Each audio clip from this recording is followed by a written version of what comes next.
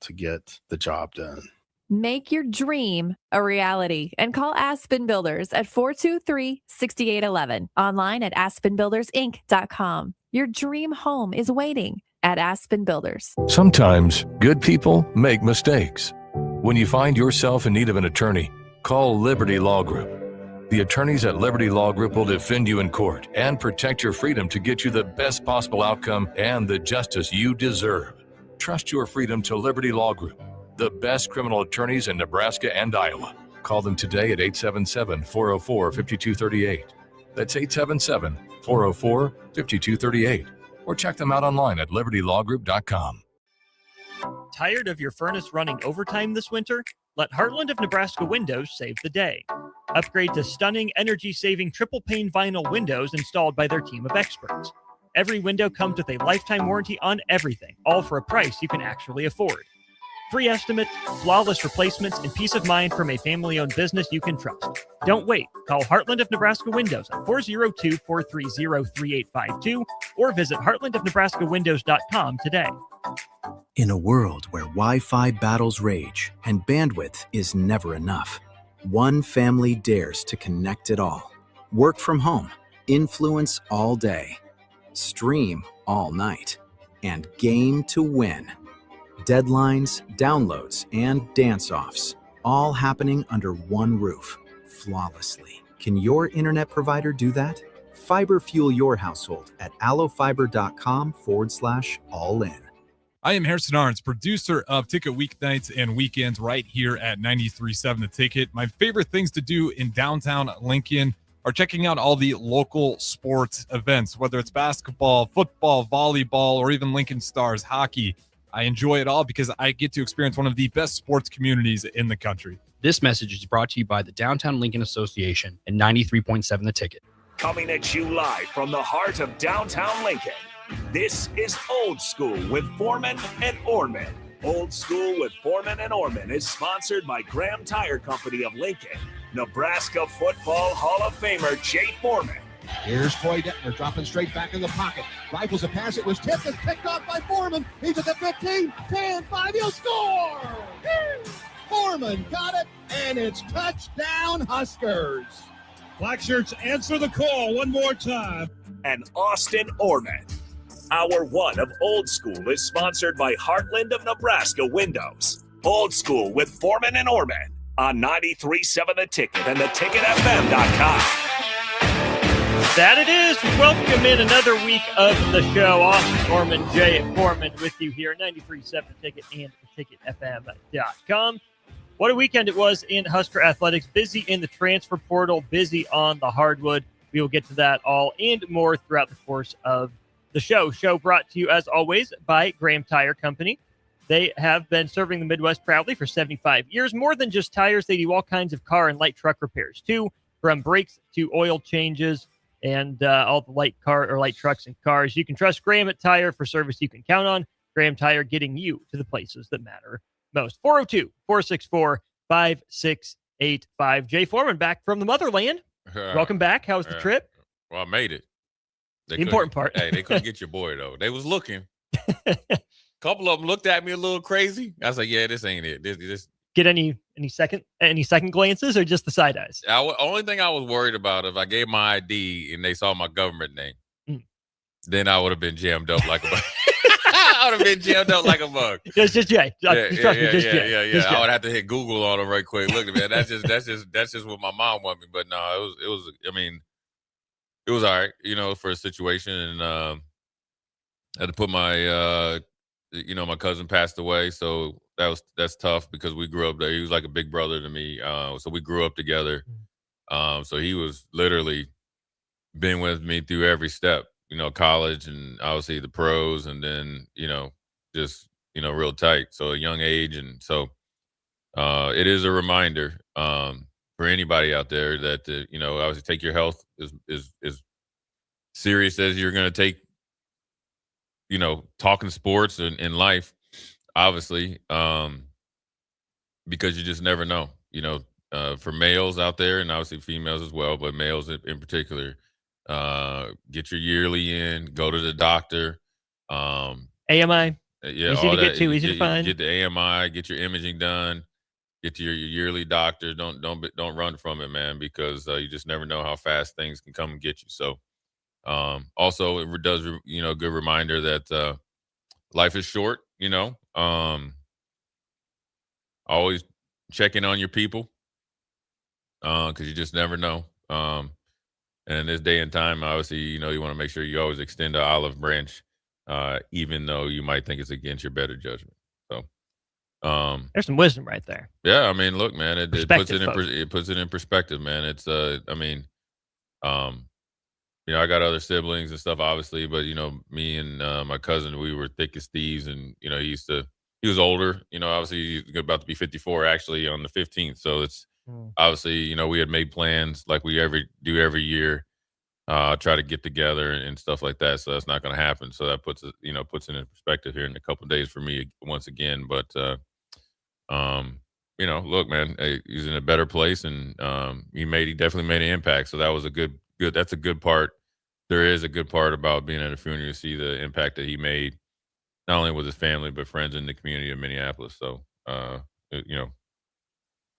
was the good part. The only bad part was there's a lot of stuff going on up there that's above everybody's head, and it was cold as I don't know what up there. Minnesota Hawk beats the Nebraska Hawk. Oh my God! I got off the plane. I was like, it was like 18 degrees, and it was getting colder. Yeah, it was cold. The Hawk wasn't too bad, but it is what it is. So, anyways, Nebraska Hawk down Indiana. Jay, not sure if you were able to watch that one. From I did get to watch it. Down. Yeah. To come back and win. Second time this season, the Huskers have come back from down at least 16 points. The first time was, of course, at the Sanford Pentagon in Sioux Falls when Nebraska beat Oklahoma. That was a neutral site, a pro-Husker crowd, Jay. This was an Indiana team and program and fan base really at a fever pitch after Indiana takes down Oregon on Friday night. Bloomington still abuzz with that. Nebraska goes into Assembly Hall, does swing first. Nebraska had a 7-point lead in that first half. Indiana closed the first half on a 12-2 run. And Jay, that was the end of that first half was one that in the moment I kind of felt coming, because even though Nebraska had scored some points, the offense wasn't at its best. It wasn't clicking. I didn't think it wasn't flowing the way it normally was. Nebraska had, I think, 2 shot clock violations and 2 or 3 just chuck it up at the end of the shot clock sort of shots. The best bright spot for Nebraska in that first half, and it continued into the second half, was your guy, our guy, Jamarcus Lawrence. Career high 27 points. He killed Indiana for only the 3rd time in his career, kept Nebraska afloat in the first half, and then played all 20 minutes in the second half. Had a bum wheel going in. Wouldn't have been able to tell. Yeah, but the thing is that I like about him, and when he came back, it was interesting to see where he was going to be, as far as like how he's going to fit in and what was appealing for, I guess, Fred and company to bring him back. And obviously I think he left on good terms. Even when he left, it was kind of like, all right, I see why you're leaving, and so Casey was obviously going off and stuff like that. So the one thing that he's added to his game is big game. His name's not James, is Jamarcus, but his big game Jay or Jamar or Jamar or whatever Pavelka calls him, is like in the biggest games when the stuff gets tight and you got to be a competitor. He seems to rise to the occasion. If you go all the way back to Oklahoma game, right, second half, came down, hit the butt naked 3. Then he got, I think he hit back-to-back threes, heat check, missed, and then he ended up having, I think, 10 or so in the second half. Spurred the second half comeback, double-digit deficit as well. Creighton stepped up and played. Michigan State did his thing. Every single game, when it's light competition, he plays well. And I think the one game, I forget what, I think it was Illinois game, he played well, hit the big 3. Yeah, game winner. Game winner, obviously. But then he hit one earlier, hit a big shot because it was on that side down there, on the left side. Actually, I'm pointing. Nobody knows what I'm doing. And then the game at home, I forget who they were playing at home. I think he had 8 points, and, he just kind of, filled the stat sheet, and they interviewed him after the game. Yeah. So, I mean, look, man, Fred said it after the game. You got everybody's going to keep doubting you. So just get used to it. Actually, thank them, because if you're not showing up with tuned up every single game, they're waiting for you to fall. And then when you fall, they want you to just fall into the abyss. I like it. I like the way that they play. I think it's everybody, everybody's all in. I'm going to tell you one thing. It's a coaching clinic And it's not an X's and O's. They do a really good job X's and O's in the game plan, and Fred, Nate, and all those guys, right? But it's a coaching clinic to where position, role, clarity at its peak. Mm-hmm. That's why. That's why you're getting Braden Frager being way better than if he had to be out there at the very beginning. Mm-hmm. And it's not that he can't start, but going from red shirt to starting, right? But the role that he plays, it's one that he has favorable matchups. He takes advantage of those, and then they've kind of taught him how to work around his game and how to attack, and it's playing right to his strengths. And then everybody else, I mean, obviously, Burkay and everybody else, you're just Burkay 2 of 2 from 3, including one that started the comeback there in the second half. And this is what you need when Rink's struggling a little bit Mm-hmm. over the last 4 or 5 games. Even Rink, though, I mean, he was playing okay, not his best game. But, Jay, he didn't hit his first 3 until there was a minute 43 left in the game. Yeah. But just like he did in the second half against Michigan State, and even late in the Ohio State game, 2 games where, okay, you look at the numbers, they're fine. Rink Mast has found a way to have an impact late in games. When his number is called or a play presents itself, Rink Mast has made the play at the end of games. The 3 to give him the lead against Michigan State. Couple nice passes in a bucket late against Ohio State. They went right to him as soon as Ohio State took the lead. They go to Rink, say, hey, get us a bucket, stop their momentum. Yeah. And it went back and forth from there because Rink hit that one. And then this Indiana game, Tucker DeVries hits a 3 to get Indiana back within 2 possessions, I think. Rink Mast gets it, top of the key-ish, knocks it down, re-extends Nebraska's lead. It's not going to be a huge play in the grand scheme of things. It wasn't the game winner like it was against Michigan State. But it was a big moment. Nebraska could have been teetering. Now up 6 with 2 minutes to go. Indiana feeling good. DeVries back in the game after he struggled with foul trouble. The ball found Rink Mast. He was 0 for 6 going into that. He didn't care. He was one of his next one, and that's all that mattered. Well, I mean, it lets you know that, he's put in the work. I mean, that's what, like he's not shooting those shots hoping. He's shooting at every single one of those shots, thinking and knowing that he's going to make it. And that's what we want. He did a decent job on the boards and the way that they play, man. I think, it's not all on his shoulders. He's not, at Meatloaf State where, every time he gets off the bus, he knows he's got to score 30. And when he has I guess a decent game by his, standard, and you can still win, and you get a big game from Jamarcus, and you got, obviously Sam Hoiberg with 5 points, 5 assists right there. And 3 steals from your point guard. That's a really good look-see into a Power 4 team, a team that's on the come up. How did they do it?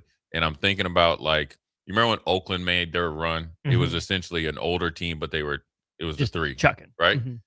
That was great, but when you get later in the tournament, when you're a jump shooting team, it's like Fredette from BYU, you're just not going to make it. You just got to find other ways. Right. You got to find, but they didn't have any. No. Right?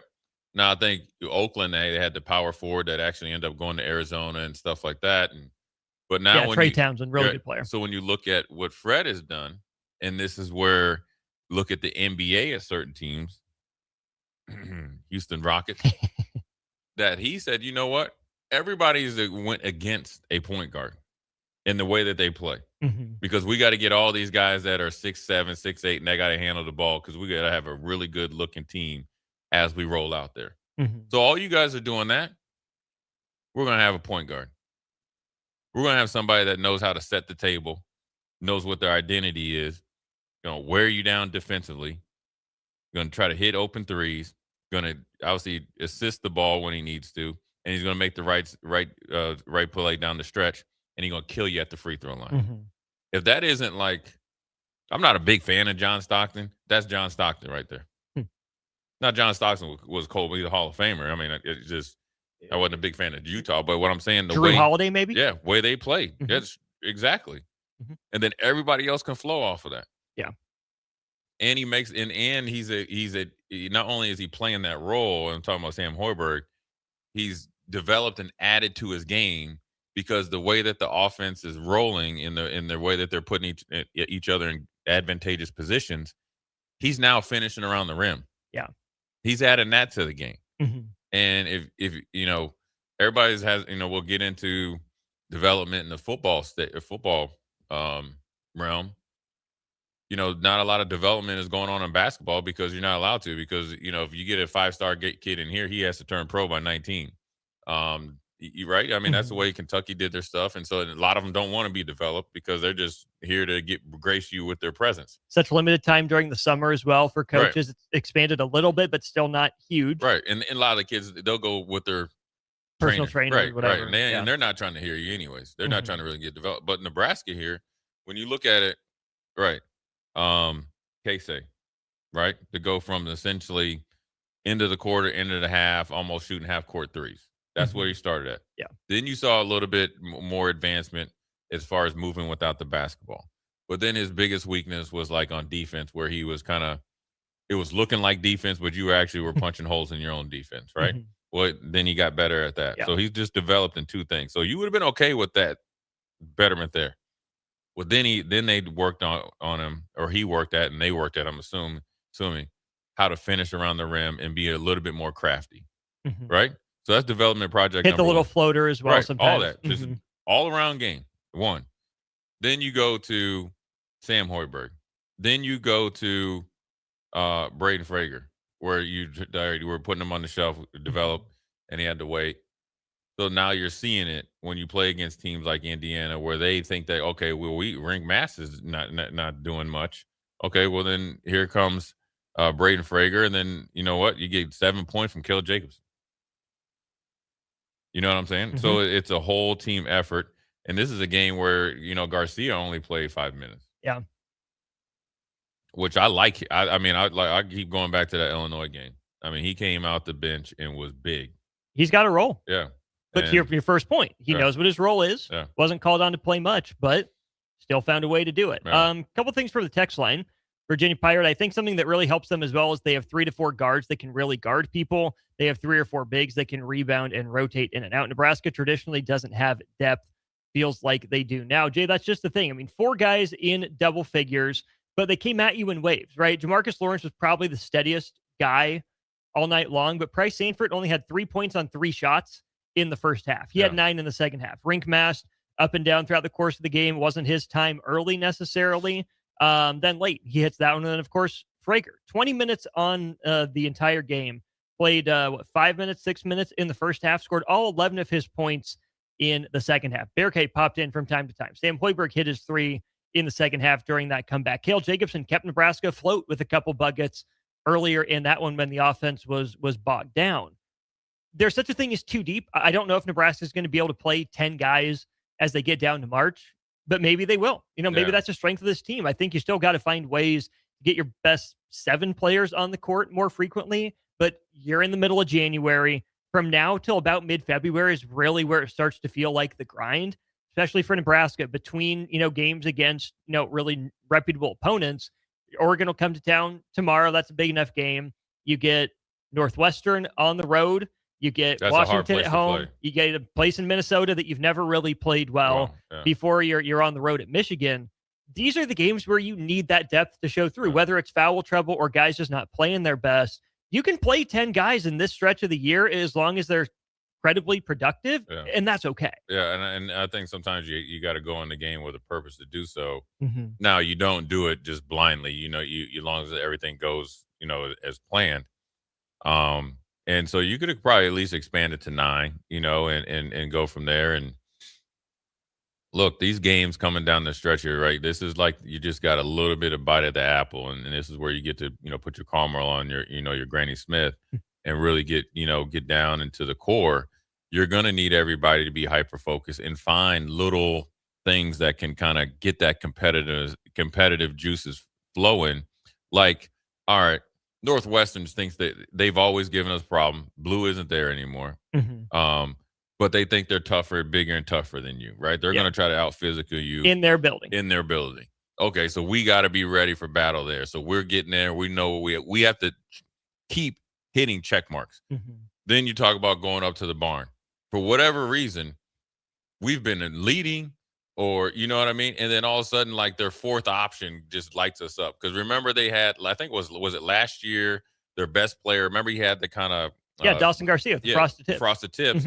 He kind of struggled, and then it was like the guy that wasn't even supposed to start. Because remember the local kid, I think his last name was Mills, was supposed to start. His backup went off or something like Something that. like that, yeah. And then, Andre Patterson, his son, I played with his dad, and then, he shot the lights out. So, and then the walk-on hit the game winner. yeah. So Yeah. now it's like, all right, we got to go. Let's go do that and overcome that. Let's go. And Minnesota's a better team this year, but so this is going to be a better challenge.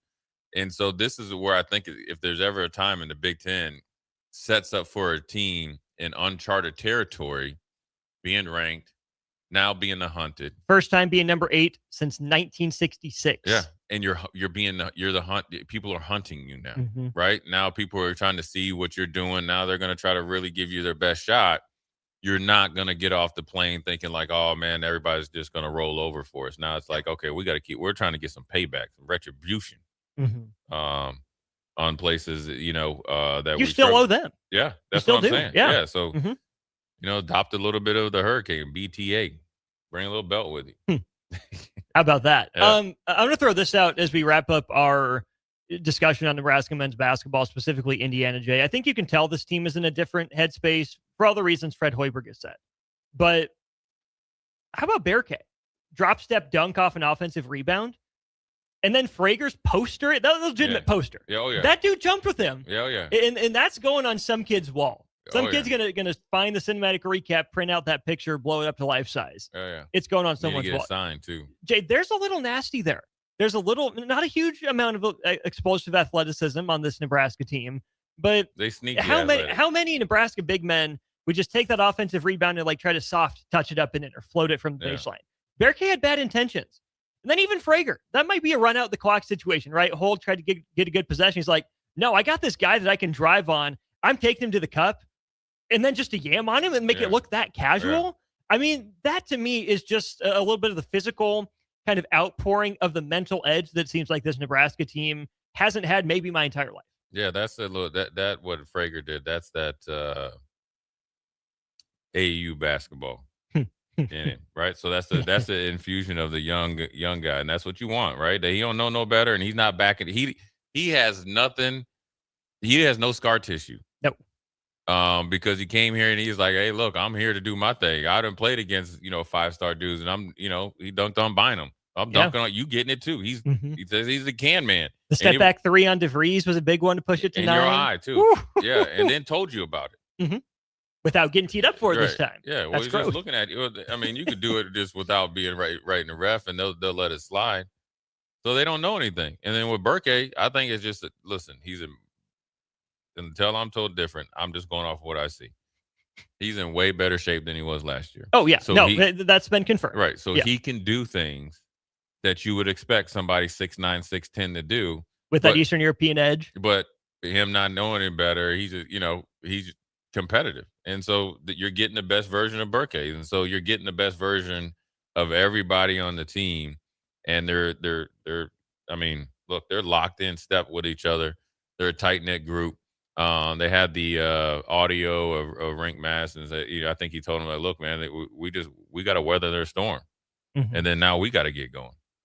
I mean, and I know it's all edited and stuff like that. Right. So, but it's true leadership, and, they're doing the right way. They have a good mix of youth and some elderly guys that are definitely playing top level basketball, whether you like it or not, whether people want to believe it or not. You go to Bloomington, 11 o'clock tip. How many times have we seen it? You turn on, next thing you know, you get a sandwich, you're down by 20. Too many times. Well, they're down by 16, but this team you believe. But it wasn't off the jump. It wasn't right away. Right. But this team you believe can execute and defend their way back. The other teams that and not all of them, but a lot of teams prior, and when you talk about, when Fred, went and got a bunch of like Verge and all those guys, they didn't have the continuity to do so.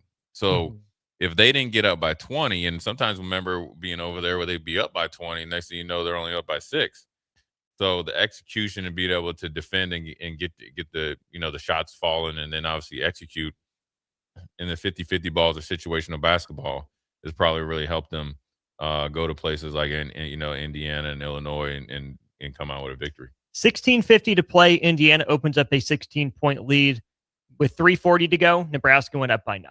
13 minutes, a 25-point swing in the game. And I think to your point there, Jay, there have been few Nebraska teams who have been explosive enough offensively to go on a 40-15 run, even if there have been some decent defenses in there. I know defense and rebounding get a lot of guff from the early Fred Hoiberg days, and deservedly so, but there have been enough Nebraska teams who are able to hold opponents in check enough to maybe get back into the game, but just couldn't get a bucket. And how many times did Nebraska get close, get within arm's reach, and then go cold all of a sudden too? This team, like the high wire act, love it or hate it, think it's going to come crashing down or think it's sustainable.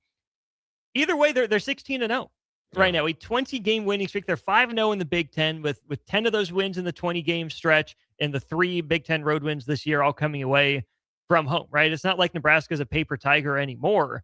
You can't write this team off. You got to kill them all the way dead, right? Let's see the body would be the thing in the movie. If you don't see the body, Nebraska absolutely has a chance. One of just 6 teams now in the country to make 2 15-point comebacks this year. It's hard to do. Nebraska certainly made it look easy. 402-464-5685. 2570 says, hey, Jay, are there any players from Meatloaf State that Nebraska football needs to be looking at in the portal? Big portal weekend. I'm looking. Yeah, it's been a big portal weekend. Let's talk about it when we get back to Old School. You're listening to Old School with Jay Foreman and Austin Orman. Download the mobile app and listen wherever you are on 93.7 The Ticket and theticketfm.com.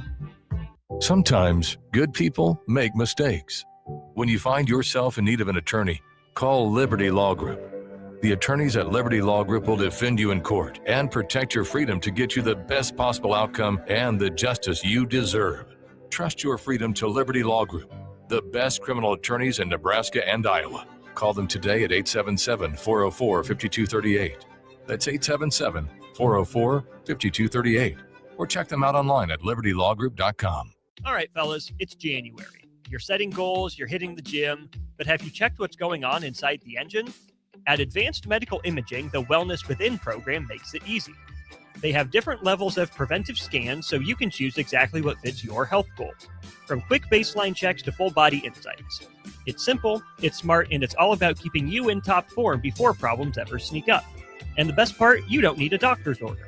Just call AMI to schedule and make this the year you put your health on the schedule. Husker Nation, the countdown is on for the biggest women's basketball event of the year, PAC PBA, coming up January 24th.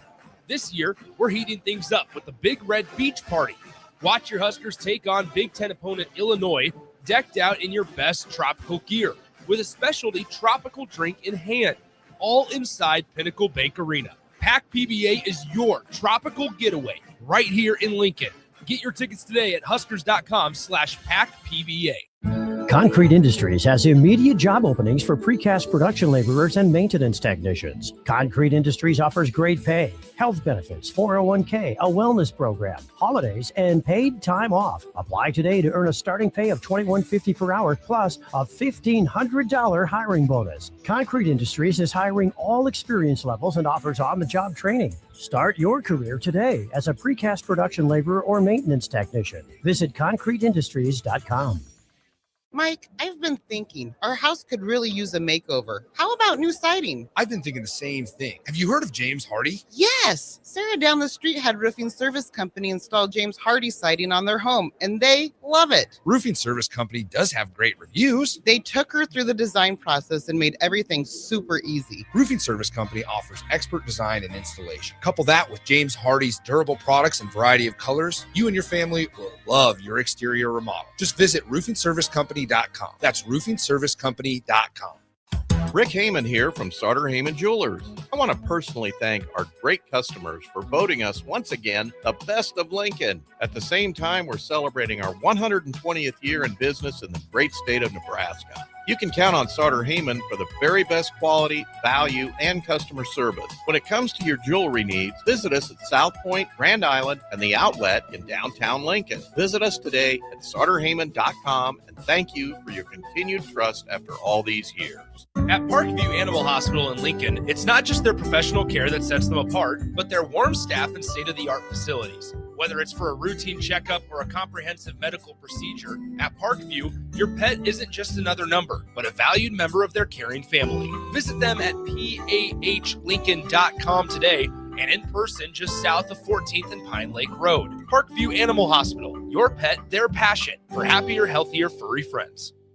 Shopping for new flooring is different today. Getting your questions answered, making the right selection, getting the best value, and installed quickly and professionally. Visit ostreetcarpet.com or shop our store. We'll answer all your questions and help you make the right choice. You'll be enjoying your new floor in just days for less than you'd pay elsewhere. Carpet, vinyl, wood, laminate, tile, and area rugs. We've got it all. O Street Carpet. 1732 O Street. Family owned and operated. Always the best value. Hi, Sean Callahan here for Koppel Chevrolet GMC, and wow, what a year it was at Koppel. The Koppel family would like to say thank you for a record-setting sales year in 2025. Now let's start 2026 off with the bang. New GMC Sierra pickups starting at $12,500 off list or 0% APR. Also hot off the presses, new Terrain leases at $299 per month. That's right, $299 per month on new GMC Terrain leases. So please stop on in the store or online at koppelcars.com. Stock numbers G138852 and G165184. 2,500 down with proof credit. In a world where Wi-Fi battles rage and bandwidth is never enough,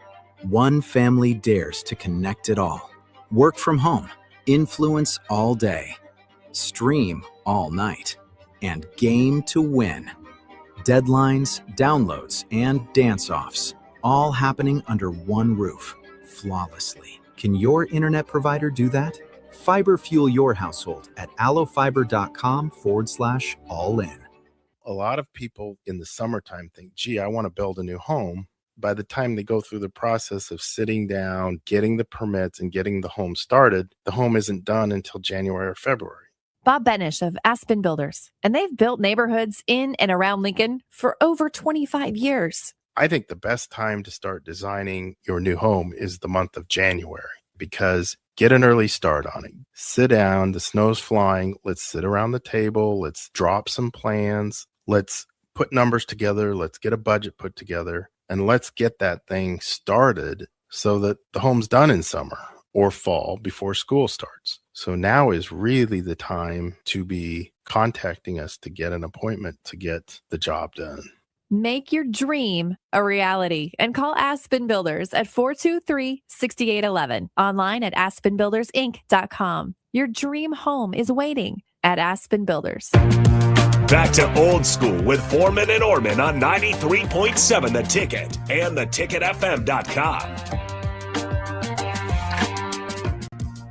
That's right. We are back talking some Nebraska football transfer portal action. Hour one of Old School brought to you, as always, by the good folks down at Heartland of Nebraska Windows. They're based out of Hallam, Nebraska. They offer free estimates, full window replacements, all vinyl triple pane windows, and a lifetime warranty on everything while keeping their prices affordable.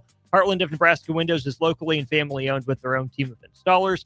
Give Heartland of Nebraska Windows a call today for more information, 402-430-3852, or you can visit them online at heartlandofnebraskawindows.com. We'll start with the coaching news. Nebraska adds a defensive line coach named Corey Brown. He comes to the Huskers from Miami. No, not the U. Ben Roethlisberger's Miami of Ohio. Corey Brown, Big Ten guy, has some roots there, played for both Hayden Fry and Kirk Ferentz at Iowa. Started every game, I believe it was, in his senior year. He's bounced back and forth between lower levels to upper levels. He was in the Big Ten about 5-6 years ago at Rutgers, but this long into the offseason, with just a few days left in the one transfer portal window, Nebraska finally lands its defensive line coach. Yeah, it was a long time coming, and obviously, these, I don't know what the dynamics of, how these things go, and so, they were kind of doing it by committee, and now they have their interior D-line coach, and then obviously they have Coach Manning as the edge coach, and so, look, I mean, playing in the Big Ten and obviously being familiar with it is great. I think he has, I was reading, he has some experience with Coach Orrick as well. South Dakota. So that makes it a little bit easier as far as communication goes. I'm sure he was a big part in finding him and signing off on him. And so now you just got to, get him in there and then he's got to obviously, get everybody on the right page and develop the guys. And then obviously, try to finish out this last portal week or so, as far as adding guys to the roster. I think, the 16th is just the last day you can go in the portal. I think that, from my knowledge, you could probably go 2 weeks past that as far as school goes and still kind of be okay. So you still have some time, but it's good to have a coach. And now you'll see what, comes after that, as far as his assistant, if they're going to make any switch there. But I think, the biggest thing is that he's going to come in and hopefully be the guy that can kind of get the defensive line playing like they should. That news is all but official right now. Nebraska hasn't announced it, but it has been reported. Jay, we'll talk about the additions on the defensive line first, beginning with Jasir Whittington, a guy that just signed for Nebraska within the last hour or so. Entered the portal on the 8th, visited Nebraska on Saturday the 10th, and then signed with Nebraska here today. Shorter guy, 6 foot, 275 pounds, has had his redshirt year. Cracked the rotation last year, made an impact in about 250 snaps. You think small defensive tackle at Pitt? You think Aaron Donald? I'm not quite sure this guy is that, but interesting addition. Just based on did a little bit of research on him. I'll go and try to find some tape and try to do another breakdown on him. But what little that I saw, a pretty good athlete, coming out of high school. Gonna have to be to survive on the interior. And so. Now you got to, one thing is, look, when you're 6 foot, 270, I'm sure I would probably, if he had asked me, my opinion, you got to put some muscle on some good weight on you. I don't need you out there with a, dad bod. Need you to put some good size on. I'm sure he wants to, so he can actually use his lack of height to his advantage. Right. So, as long as he is explosive and plays with good, like obviously fundamentals of technique, and obviously he resets the line of scrimmage, his lack of height or weight won't matter. Now, doing that over 12 games and to the rate, you're probably thinking, okay, maybe you have a guy that's going to be, like a pure 3 technique, right? And that's where you can have a guy that's just essentially blowing up the B gap every time. So he's played some, was a really good athlete in high school, pretty athletic. Pittsburgh has over the last few years, obviously Aaron Donald is the bell cow, but obviously the Tampa Bay has drafted 2 guys from Pittsburgh, one in the first round and then one in a little bit later round. Both of them made the team. And Pittsburgh's had some defensive linemen go other places in the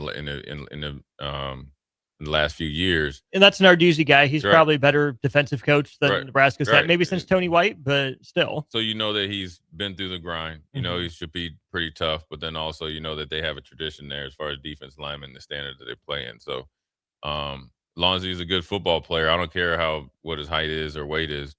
But obviously I'd probably say, man, you got to put a couple pounds on as long as you don't lose your athletic ability. Guy that's a little bit bigger, 6'2", I want to say 275, Andy Berberja, I believe is how you say it, from Iowa Western.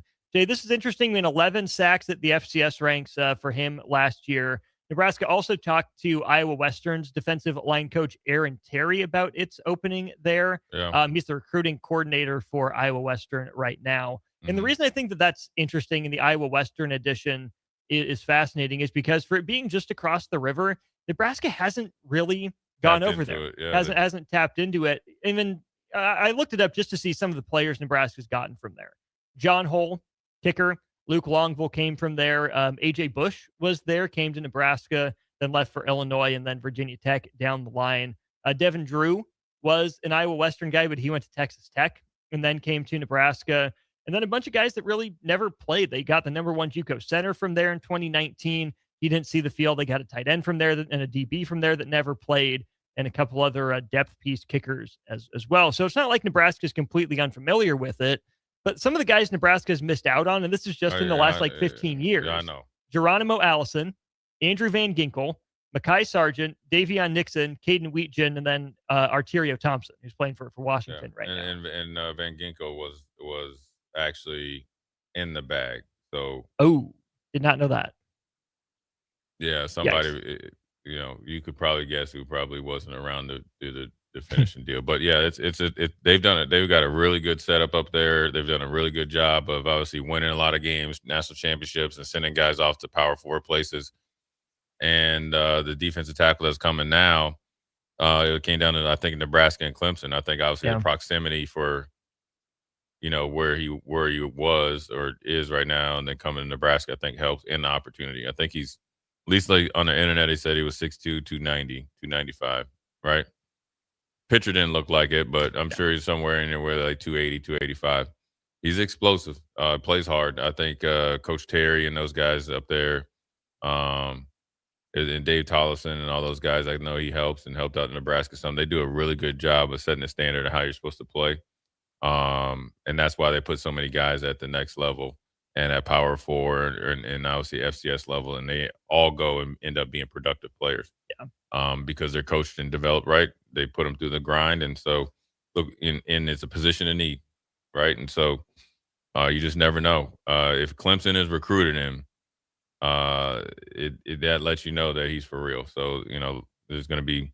You expect him to come in and make an impact. Well, and now it's on Nebraska to get the most out of him, right? Yeah. It's the same thing in recruiting. The number of guys that Nebraska has had, come to campus that have been highly sought after by other programs with probably a longer recent track record of developing those guys is relatively extensive. We know Nebraska's been fine, if not elite, in recruiting, then just not gotten the most out of guys. A little bit of DB help. Victor Evans III and either Jason or Jacine Shiggs come in from some lower levels. Nebraska also adds a long snapper from Michigan State, Jack Wills, who I believe was on the field for the blocked punt Nebraska had against Michigan State. So Nebraska, we got to get that hitch out of them or something because we got off on the ball like gangbusters. Nebraska thinks they must be able to clean that one up. So that's kind of interesting. But the other kind of headlining addition from over the weekend, Jay, Danny Dimes, not Daniel Jones, but Daniel Kalen returns to Nebraska. Yeah, I mean, he went out and played a little bit at Virginia. Their quarterback, played, that stepped in for him and did a decent job. And so, I think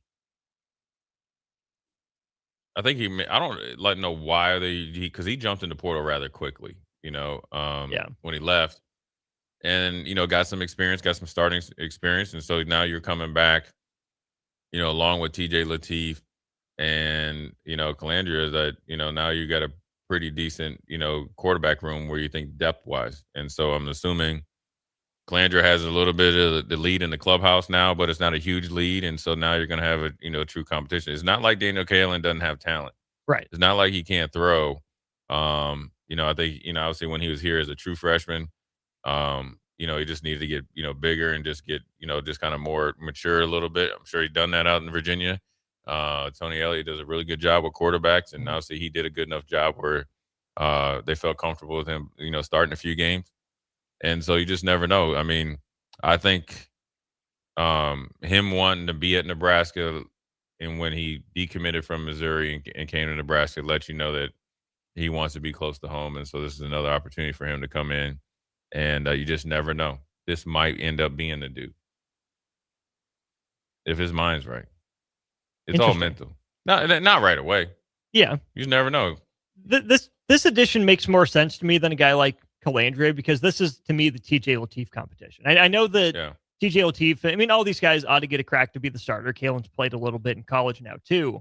But Mountain West Player of the Year comes in and Calandria, Jay, and you're right. He's got to be the leader in the clubhouse at this point, I would think, which isn't to say he can't be pushed by these other two guys. I think it'll take quite a bit to knock it off.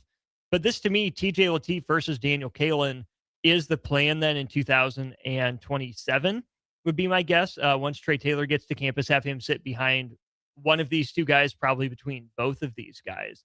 With Nebraska's pivot to, going to a more mobile quarterback-friendly system, I was a little bit surprised to see Daniel Kalen return home. I don't think it's a perfect hand-in-glove fit.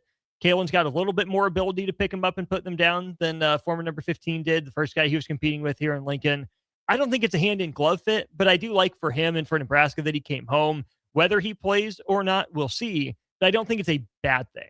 Yeah, I don't think Nebraska is going to go full RPO quarterback. No. And obviously, Calandria, gives you that option. But one hit puts you right back into a pocket passing quarterback. So, Kalen fits more of the mold of like a Keenum or someone like that from. Yeah, he can run. He can run good enough. I think the best running quarterbacks, the ones that besides the ones that you're calling, 10 to 15 run plays for, are the ones that know why they're running and when to do it and how they're going to get it done. Those are the most. Russell Wilson is dangerous. Dangerous. Yeah. I don't know what he is now. He's just, so what? Mr. Unlimited. I just think that those type of guys, Aaron Rodgers when he was at his height, Ben Roethlisberger, where they're pocket quarterbacks, but they can extend plays and throw on the run and pick up a first down with their legs and just keep punching you in the gut. But there's other things that go into it. I think one thing about it is, you want a more mobile quarterback to escape, but also we need to block better. And then then we need to get open. And then we need to have a consistent running game. It all flows together.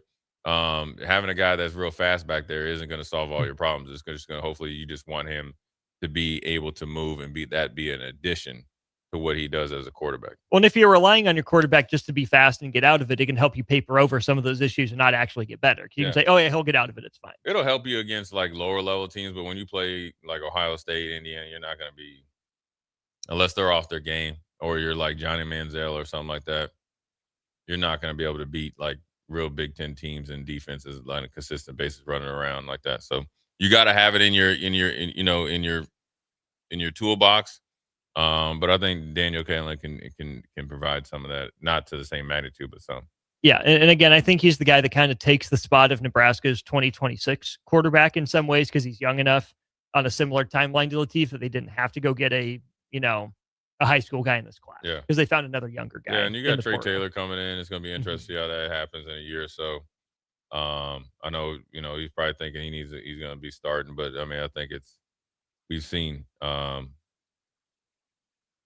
the game moves a lot different, when you get to this level. So experience is everything and your timing is everything. And so patience is something that a lot of these young athletes don't have, but sometimes the game will teach you patience, whether you like it or not.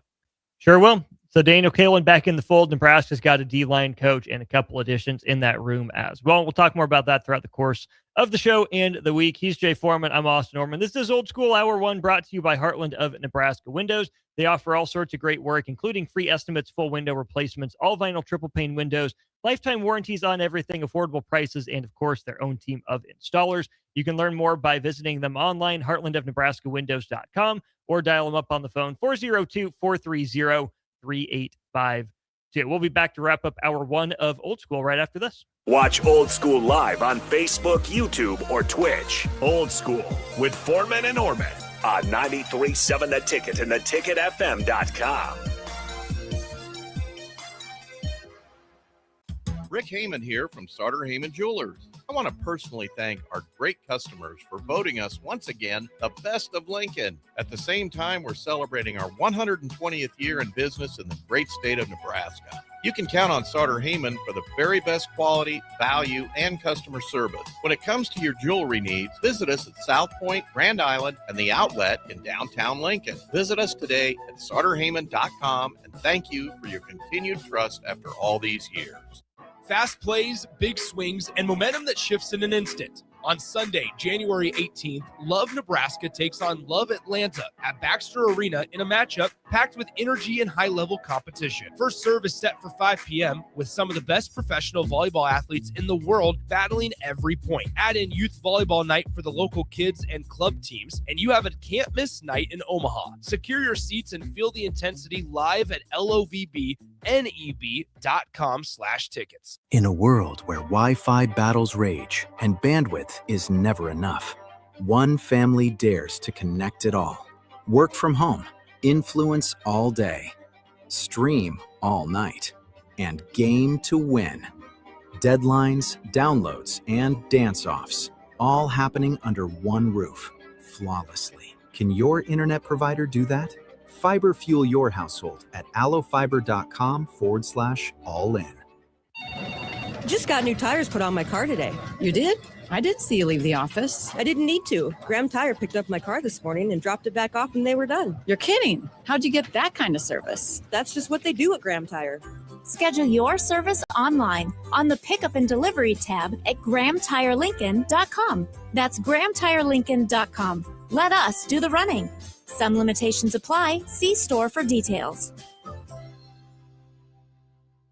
It's the Nebraska Deer and Game Expo, January 16th through the 18th at the Sandhills Global Event Center in Lincoln. Come see trophy deer, hunting seminars, hunting and outdoor exhibitors, a 3D archery tournament, enter the blind giveaway, and more. The Nebraska Deer and Game Expo, presented by Whitetail Properties Real Estate, January 16th, 17th, and 18th. Learn more at NebraskaDeerandGameExpo.com and find them on Facebook. Come to the Nebraska Deer and Game Expo, January 16th through the 18th in Lincoln. Big box stores are tempting for buying equipment for your high schooler in sports or for yourself in your sports leisures. But buying new is awfully expensive. Why not go somewhere with new and used options? Play It Again Sports has quality, slightly to gently used equipment, and 50% of their inventory is actually new equipment. And it's more than baseball, softball, and golf. They also have equipment for disc golf, fitness, hockey, and more. Plus, they're always buying products. Bring your gear you're done with and get trade money on the spot. Play It Again Sports at 48th and Vine. Mike, I've been thinking our house could really use a makeover. How about new siding? I've been thinking the same thing. Have you heard of James Hardy? Yes! Sarah down the street had Roofing Service Company install James Hardy siding on their home, and they love it. Roofing Service Company does have great reviews. They took her through the design process and made everything super easy. Roofing Service Company offers expert design and installation. Couple that with James Hardy's durable products and variety of colors, you and your family will love your exterior remodel. Just visit roofingservicecompany.com. That's roofingservicecompany.com.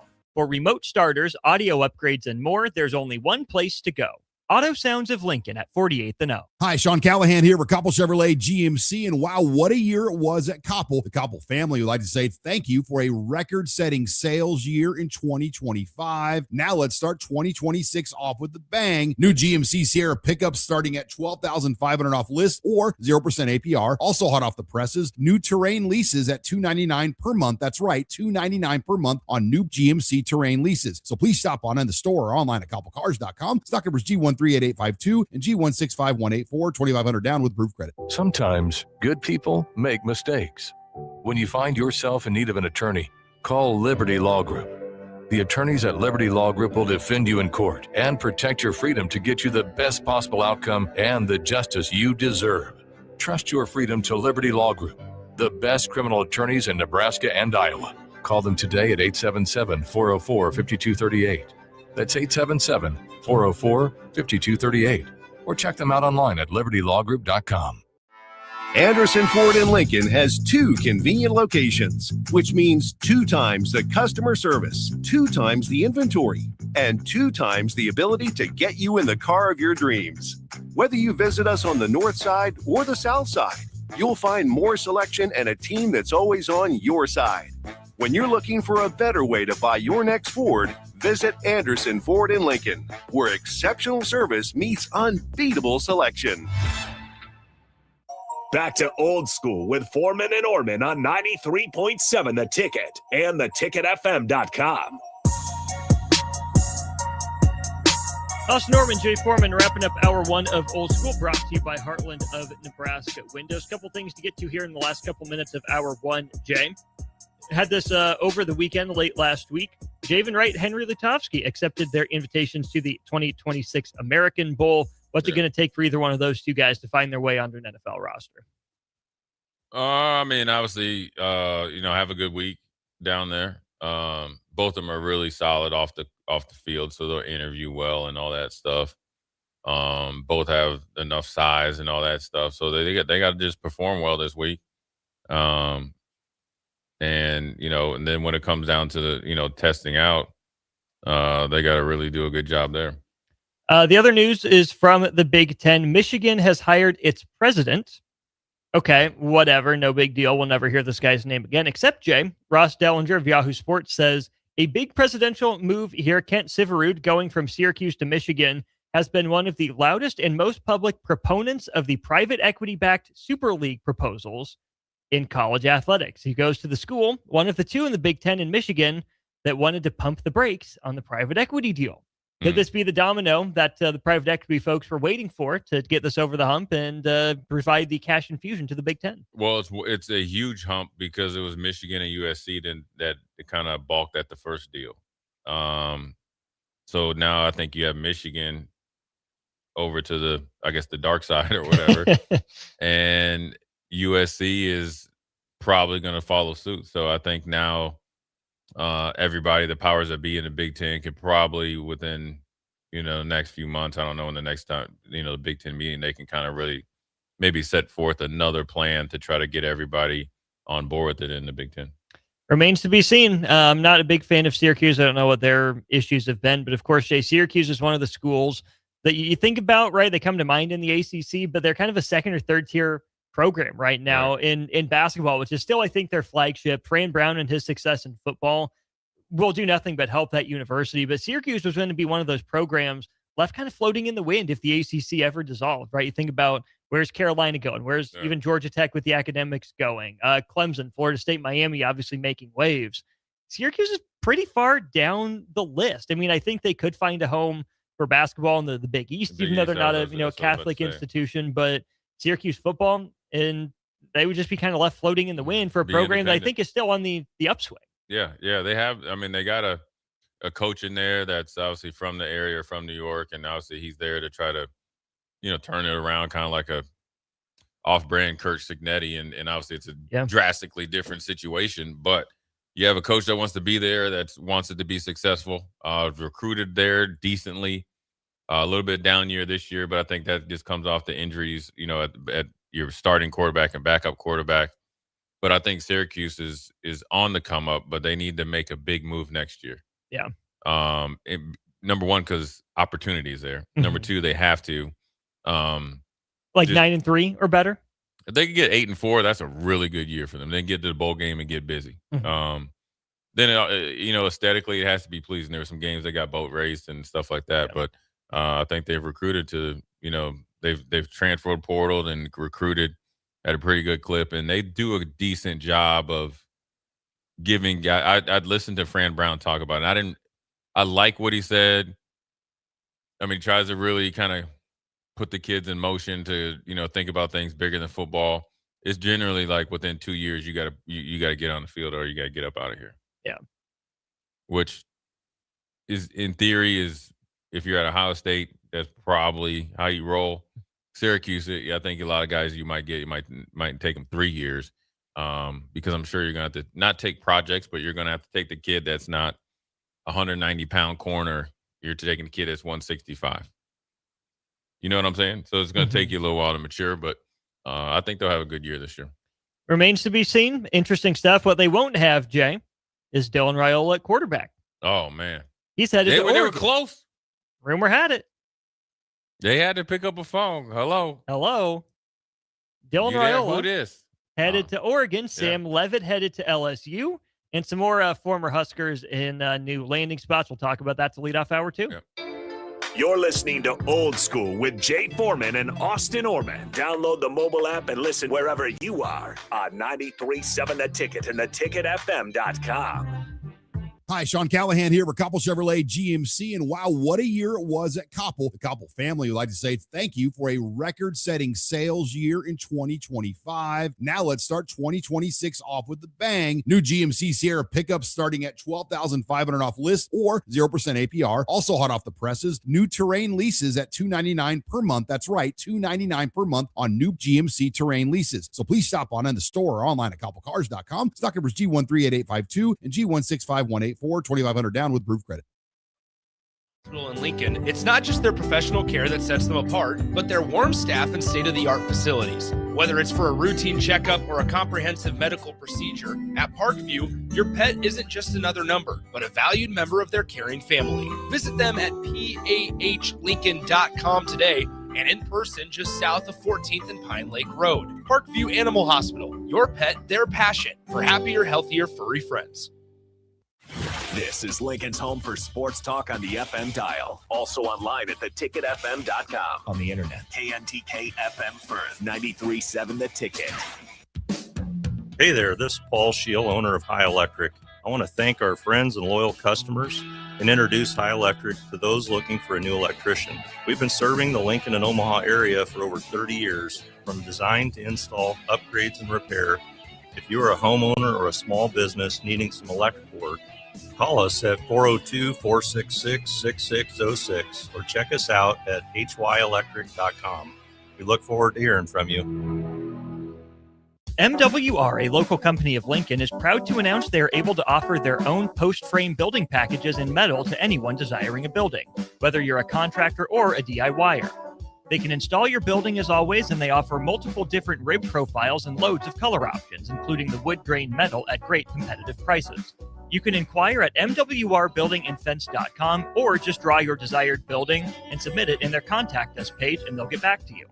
Call MWR today at 402-540-8966. It's the Nebraska Deer and Game Expo, January 16th through the 18th at the Sandhills Global Event Center in Lincoln. Come see trophy deer, hunting seminars, hunting and outdoor exhibitors, a 3D archery tournament, enter the blind giveaway, and more. The Nebraska Deer and Game Expo, presented by Whitetail Properties Real Estate, January 16th, 17th, and 18th. Learn more at nebraskadeerandgameexpo.com and find them on Facebook. Come to the Nebraska Deer and Game Expo, January 16th through the 18th in Lincoln. Select Plumbing and Utility has been serving Lincoln and the surrounding area for 14 years, and they're not slowing down. Select Plumbing and Utility handles all your plumbing needs, from faucets and water heaters to full renovations, and they can even help with your heating and cooling needs. They're also Lincoln's underground experts, repairing and replacing broken underground water and sewer lines since day one. Contact Select Plumbing and Utility today at 402-560-6197, assuring excellence in every situation, opportunity, and challenge. That's 402-560-6197. Mike, I've been thinking our house could really use a makeover. How about new siding? I've been thinking the same thing. Have you heard of James Hardy? Yes! Sarah down the street had Roofing Service Company install James Hardy siding on their home, and they love it. Roofing Service Company does have great reviews. They took her through the design process and made everything super easy. Roofing Service Company offers expert design and installation. Couple that with James Hardy's durable products and variety of colors, you and your family will love your exterior remodel. Just visit roofingservicecompany.com.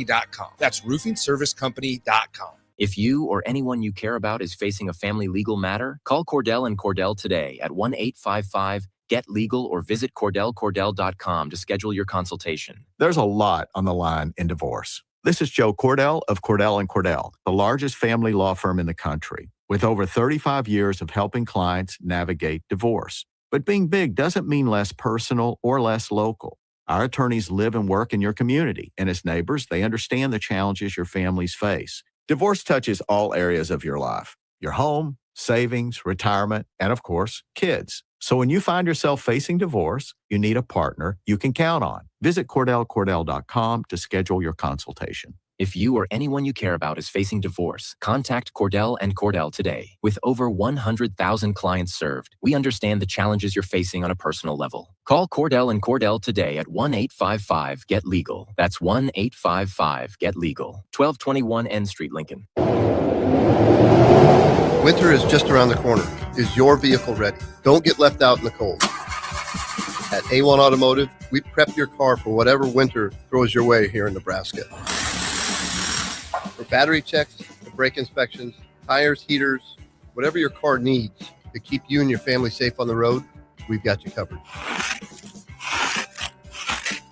A1 Automotive, always honest answers.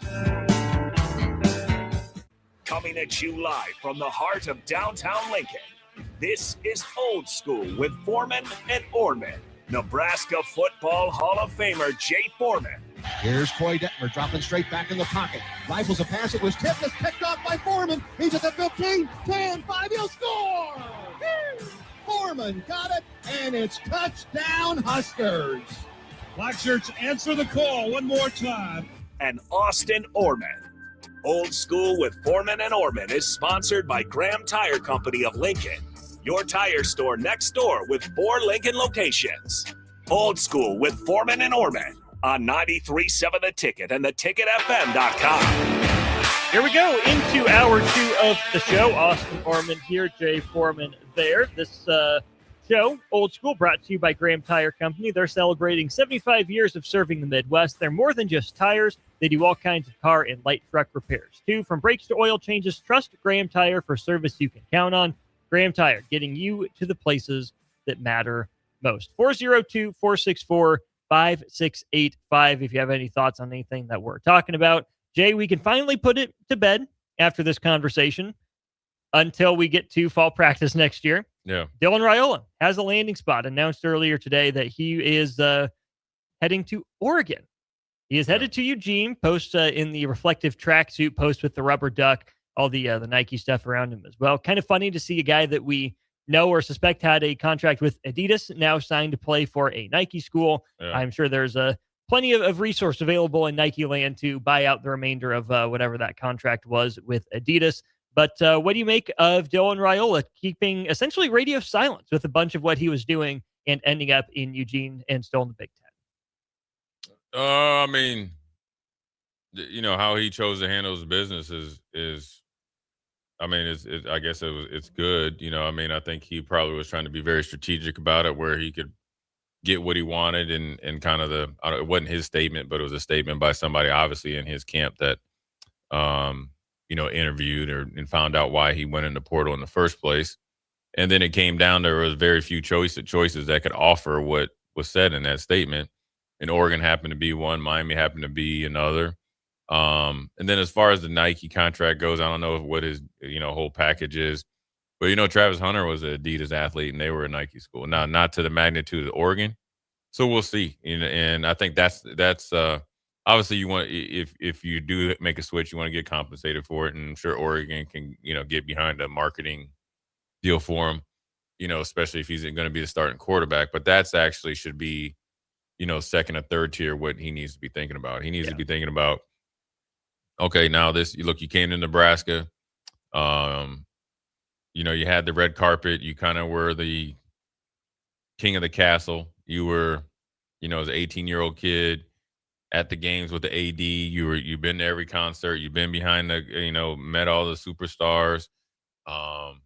You've had, kids, recruited people to come here. You've done all that. You've kind of, got the coaches that you maybe thought you wanted, or things, all those things, right? You've done all that. Mm-hmm. And so, obviously you helped Nebraska get to 2 bowl games. You cannot minimize that. And as essentially a true sophomore, it's still a big feat. And so from now, you really got to worry about, or not worry about, is getting better, right?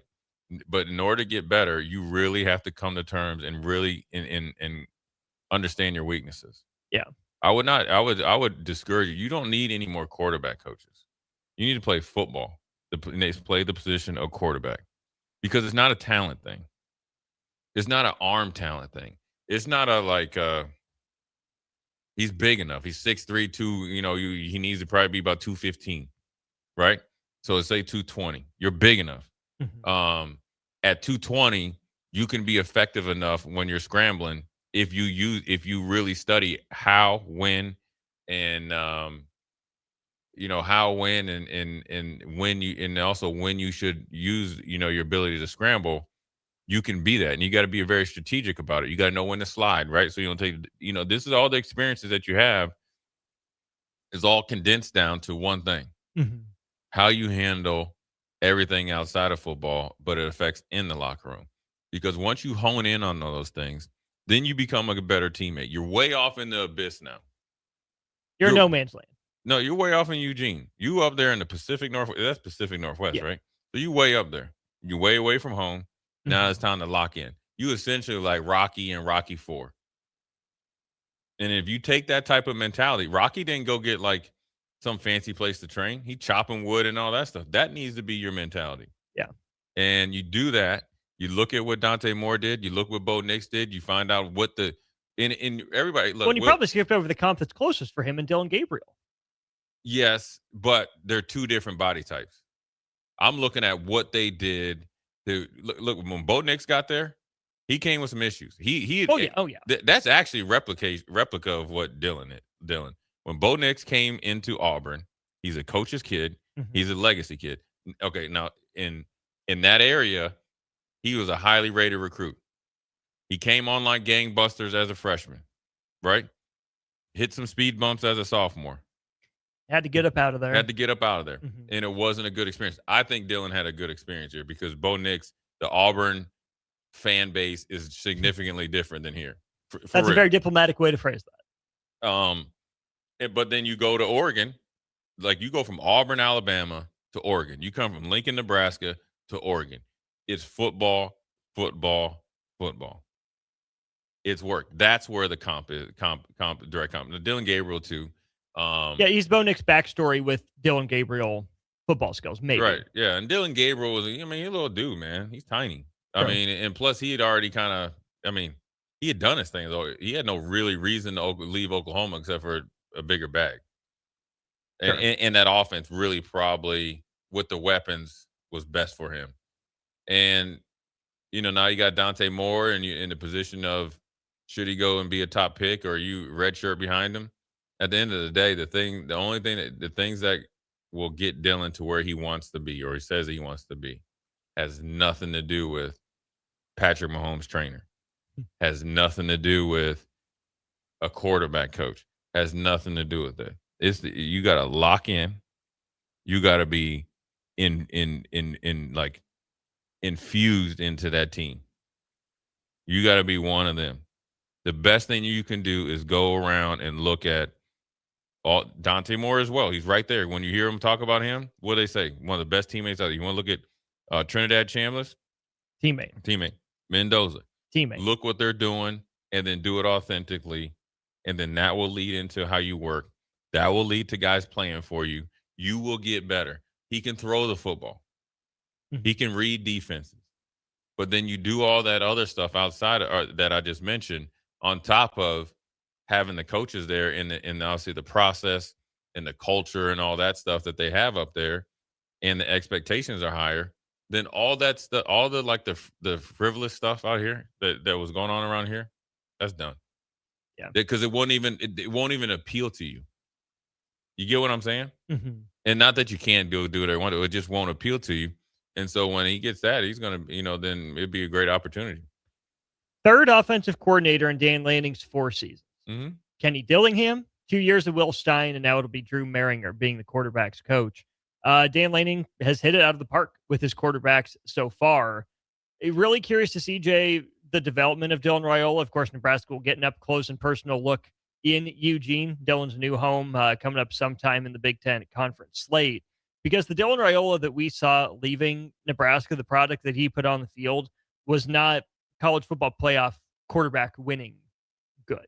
He was fine, but to me, I didn't see enough there to think that would be the guy that would take Oregon over the hump. Now, benefiting Dylan will be probably a first-time play caller with something to prove, right? An edge. Like, hey, we got to make a good first impression.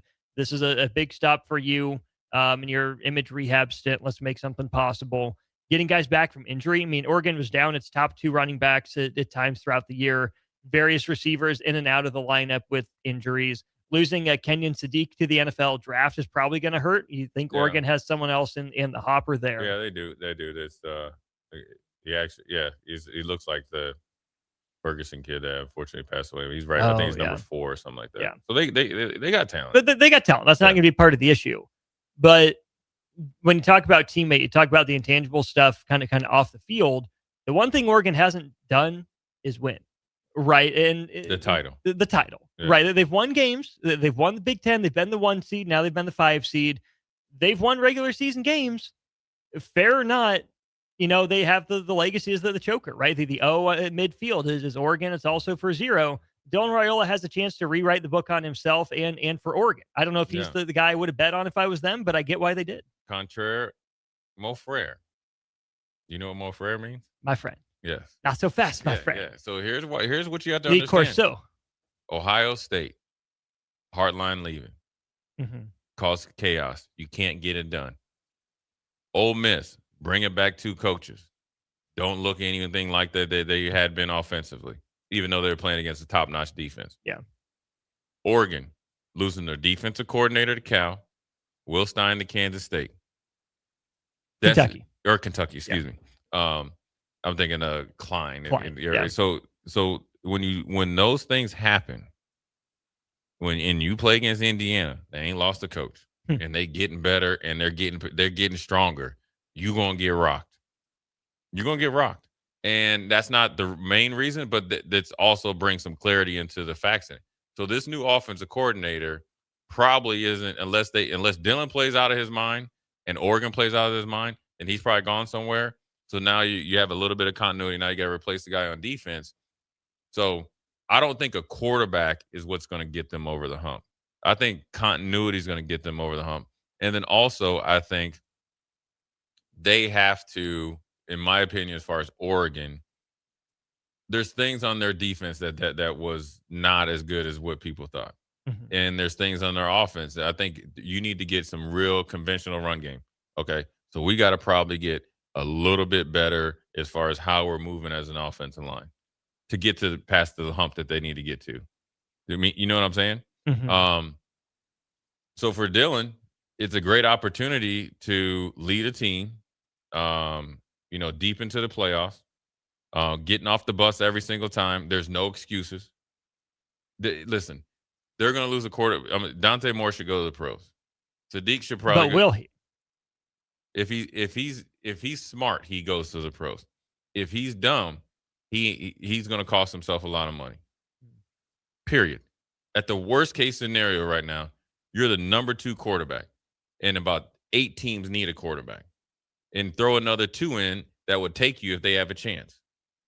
So 10 teams, and you're going to come back to have a strong class next year. Well, then that's on you. You know what? I won't say that, but that's on you. And so for Dylan, if he plays this year or next year, look at here's the thing that's factual. That roster is way more talented than at a lot of places in Nebraska. So I don't want to hear any of that anymore. Okay, now you're at a place that you chose to be, so we're not worrying about that. The culture is already there. Business opportunity is there. Phil Knight's right there. Right? So now all that stuff is out. So now we got to get down to business. And you can still play well. You can still play very well. Well, when you say business, you mean football. Yeah, yeah. This is it. Mm-hmm. It's you in Eugene, Oregon. I know it's nice. They got trees up there, but it's football. They got trees up there. They got those big old like oak redwoods trees, and sequoias. Yeah, yeah. They got. I mean, it's nice up there. It is. Corvallis was nice when I went. Yeah, I mean, so it's beautiful up there. It's a different part of the country. It's a great opportunity for you to find yourself, really lock in to play football. Now and maybe maybe this missed opportunity in Nebraska and the thing's not working. It's not all his fault. It's the fault on Nebraska. It's both of their faults. That's the 100% falls on those two. Dylan and Nebraska. It should have worked. It didn't. So what? Now you got to say, okay, maybe you matured from it. You got to learn. This is a learning experience for both Nebraska and Dylan. Mm-hmm. How to handle a high-profile athlete. You got another quarterback coming in a year or so that has a big social media following that is everywhere. Okay, so we have to learn, and the media included, right? So the people are on there, sending out trying to get clicks. You're part of the problem too. Way guys talk on the radio, you're on the part of not everybody, but part of the problem too, is that you got another high-profile quarterback coming in. What did we learn from that? We got big-time recruits coming in 2027. What did we learn from Dylan? And then what does Dylan learn from being the quarterback at a Power 4 blue blood, both an old school blue blood in Nebraska and a new school blue blood in Oregon as far as like perception, right? What have you learned? Yeah. And that's what's going to ring. You're talking about stats. It's going to make or break his time at Oregon. It's going to make or break your career. Straight up. Because very rarely do you get to land on your feet at a place like Oregon. At this point in time. Right. You get what I'm saying? Yeah. So it's a great opportunity. You got to wish him the best, and obviously you don't want him to play well against Nebraska, and you got to move on from it. Now it's official that he's somewhere else, and there's no turning back, and it's going to be the great what if and all that stuff, and there's plenty of blame to go around. But the biggest thing for him as a player and for Nebraska is to learn from it. Mm-hmm. It's a great learning opportunity if you use it that way. You can't be like, oh well, he didn't do this and all that, and It's not any like excuses. I mean, he's getting paid a lot of money, so you really don't have any excuses because you're getting paid a lot. You're your highest paid state employee. Because I'm sure you're not an employee technically, but you're the highest paid, person in Nebraska on the books. Besides Coach Rule, obviously, but obviously you get what I'm saying. So there is no excuses in that end. And then Nebraska probably think like, okay, maybe we, could do some things different. But then, I'll play on the field. There was a lot of good things, and you'd like to see some, big strides in year 2. But I think those big strides were probably too big to get and they got that big because you're in front of the camera too much. Right. Sometimes you got to move in silence, man. And Oregon, with its reputation as the glitz and glam program, Jay, I would argue they've moved past that. Oregon's found a physical identity. Dan Lanning has moved him past the flash, the sizzle. There's more substance, I think, at Oregon in a football sense. Kind of felt like Nebraska's wanted to be that glitz and glam program, which might have fed some of the worst instincts that Dylan Raiola had. It seems like he has a chance to get back to business at Oregon. Yeah, he's not going to have any choice. You ain't going to have any choice, and that's the great thing about it. You're not going to have the reins. You shouldn't have the reins. There is a tradition of quarterbacks. The last 3 quarterbacks there have been really, really good. Obviously, Bo Nix went first round. Gabriel went third, and Dante Moore will go first round, this year and possibly next year. And so now you have to figure out what they did, because you're not going to come in and reinvent the wheel. You're not going to be their savior. And so it's a good opportunity for him to be one of the guys. And I think that, if I could give him any advice, go back and watch that John Elway documentary. There you go. He's one of the guys. And literally still one of the guys. And, every good quarterback is like that. And so you got to get in there, be one of the guys, and get better at what your weaknesses were at Nebraska, and learn from everything, positive and negative, and I guess neutral here. Take it with you, put it in your bank, and then let it all hang out. Because they're going to coach you hard. And the only thing that Oregon does, which is what you have to do now, they have like 85 uniforms. And so they don't do the glitz and glamour anymore, and they're trying to get past that, because I think after that Ohio State drudgery went in the national championship game, they're like, oh yeah, we got to start playing some physical football. Yeah, yeah, better late than never. Here we go. Let's turn it on. Coming out looking like the Rockettes and warm ups and stuff is not going to work out. So it's set up for him to do well, and you wish and hoping he does well, and then the rest is. I know people are still upset he hasn't said anything though. Oh, Jay, we were just going to get to that. Okay, 35-91. Couldn't have been a better match for Dylan Raiola, since he waddles like a duck. John and Cortland goes to Nike. They make running shoes. That seems odd. Mississippi Mud Dog said one thing they all did was they didn't come into camp overweight. He should start there. And then did Dylan write another poem to announce his commitment? I think we're in the camp of wish to the young man the best, bummed that it didn't work. Yeah. Plenty of salty Husker fans still over the way this went down, and getting some jokes off at Dylan Raiola's expense. I get it. You're kind of the spurned lover right now, but do you think Husker fans will be over it? Will they get over it by the time Nebraska goes to Eugene, or do you think that this is always going to be Dylan Raiola's legacy at Nebraska? Yeah, I think people they're always going to say that when you kind of feel like we're spurned. Dylan might have some, I'm not going to speak for him, but he might have some animosity because he felt like maybe he wasn't getting the things he wanted. And anytime that you come in as, I think he might have been the highest rated recruit ever, right? In Nebraska. Yeah. Nebraska, right? Mm-hmm. That you have to have that to work out. So it didn't. So it goes back and forth. When you come in as a high profile recruit like that, sometimes people think like, okay, you need to be doing everything so I'm successful. Gotta be we are successful, or successful. Fans are going to be upset because they were invested both emotionally and financially, because they've donated a lot of money. Mm-hmm. So they can be upset, and that's just the way it's going to be when you go to another Big Ten school and you have the statement and you don't have any physical person talking. It's just so everybody can interpret that, right? Right. So you had that initial statement by a third party, mm-hmm. right? So now you're up here letting somebody else be your mouthpiece. You get what I'm saying? So you didn't do a goodbye letter. You just went to an abyss. You got all these stories of how did you get kicked out of the stadium, or were you just told to go clear your head and make a decision? And then all of a sudden, nobody knows, right? Because there's always like this. There's one side of the story. There's two sides of stories. There's the story, Dylan's side, Nebraska side, and what really happened. Nobody knows any of the stories. And then it's been how long, you've been in the portal, essentially. Since the beginning, plus a week or two. So over a month. And then now you end up committing, and at this point, there's no thank you, Nebraska. I appreciate all this. I'll always be a Husker and all that.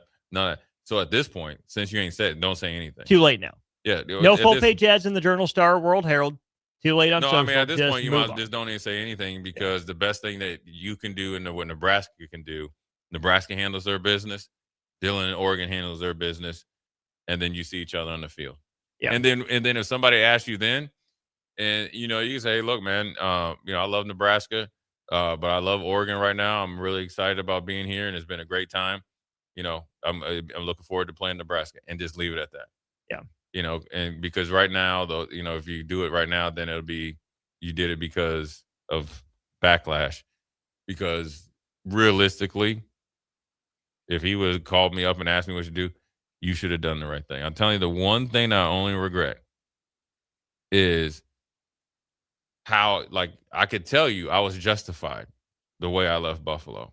But I would tell you realistically, knowing the game, it wasn't the right thing to do. Now, I'm still welcome back to Buffalo. I can go back. I can go back anytime. But I was just talking about the powers that be. They know they got their web of friends spreads a lot farther than 8-9 year veteran in the NFL. Two more things to get to here in the last couple minutes of this segment. Mud Dog follows up. From the outside, it sure looks like for the first time in his life, he had to face adversity. He just did what he always does. He transfers. What a life lesson that is, LOL. Yeah, I mean, listen, I'm going to tell you this, man. I know people love to talk about the high school thing. I mean, when you're moving around, I know this for a fact. He's moving, he has other siblings that play sports, At a high level. At a high level. Moving to support them, you're going to go to different high schools. Now, because you're not going to leave a high school kid alone. Right. And you're there, and they're a tight family, so I'm not going to fault them. Here's what people don't understand about transferring. Here's the deal. Was he a good player there? If he was a good player, then it doesn't matter how many high schools he goes to. Now, if he was a bad player and a bad kid, or wasn't a good player, more importantly, then it becomes a problem because that means he's never addressed the issues to get better. On the surface, it looks the same. Mm-hmm.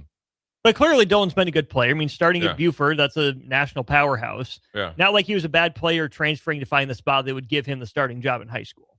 No. And everywhere he's been, he's played, and you come in with a lot of expectations and stuff like that. And, sometimes, nobody's never as good as they think they are as bad, but it's just part. I mean, the transfer thing, optics doesn't look good. Now, how you left there, were you a good teammate and all that stuff, which is most important. Right. You know what I mean? And so, that's if that wasn't the case, that's the bigger point.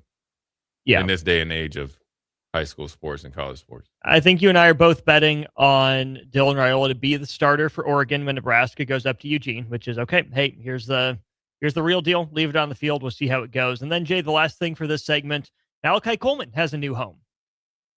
Madtown. That fits him. I think that fits him. I see it. 3 Big Ten former West schools now. Yeah. I think Wisconsin and what it looks like offensively, what they're trying to do, that fits them. And I think that fits them a little bit better than Minnesota. Yeah. So good for him. Good for Malachi. Yeah.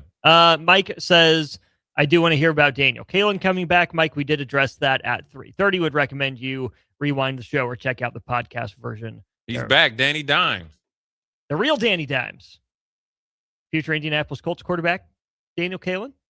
We'll see. Let's talk a little NFL playoffs, Jay. Heck of a weekend in the NFL. It's going to be, we got one more to go tonight. And one more to go tonight. That's all ahead on Old School, brought to you by Graham Tire.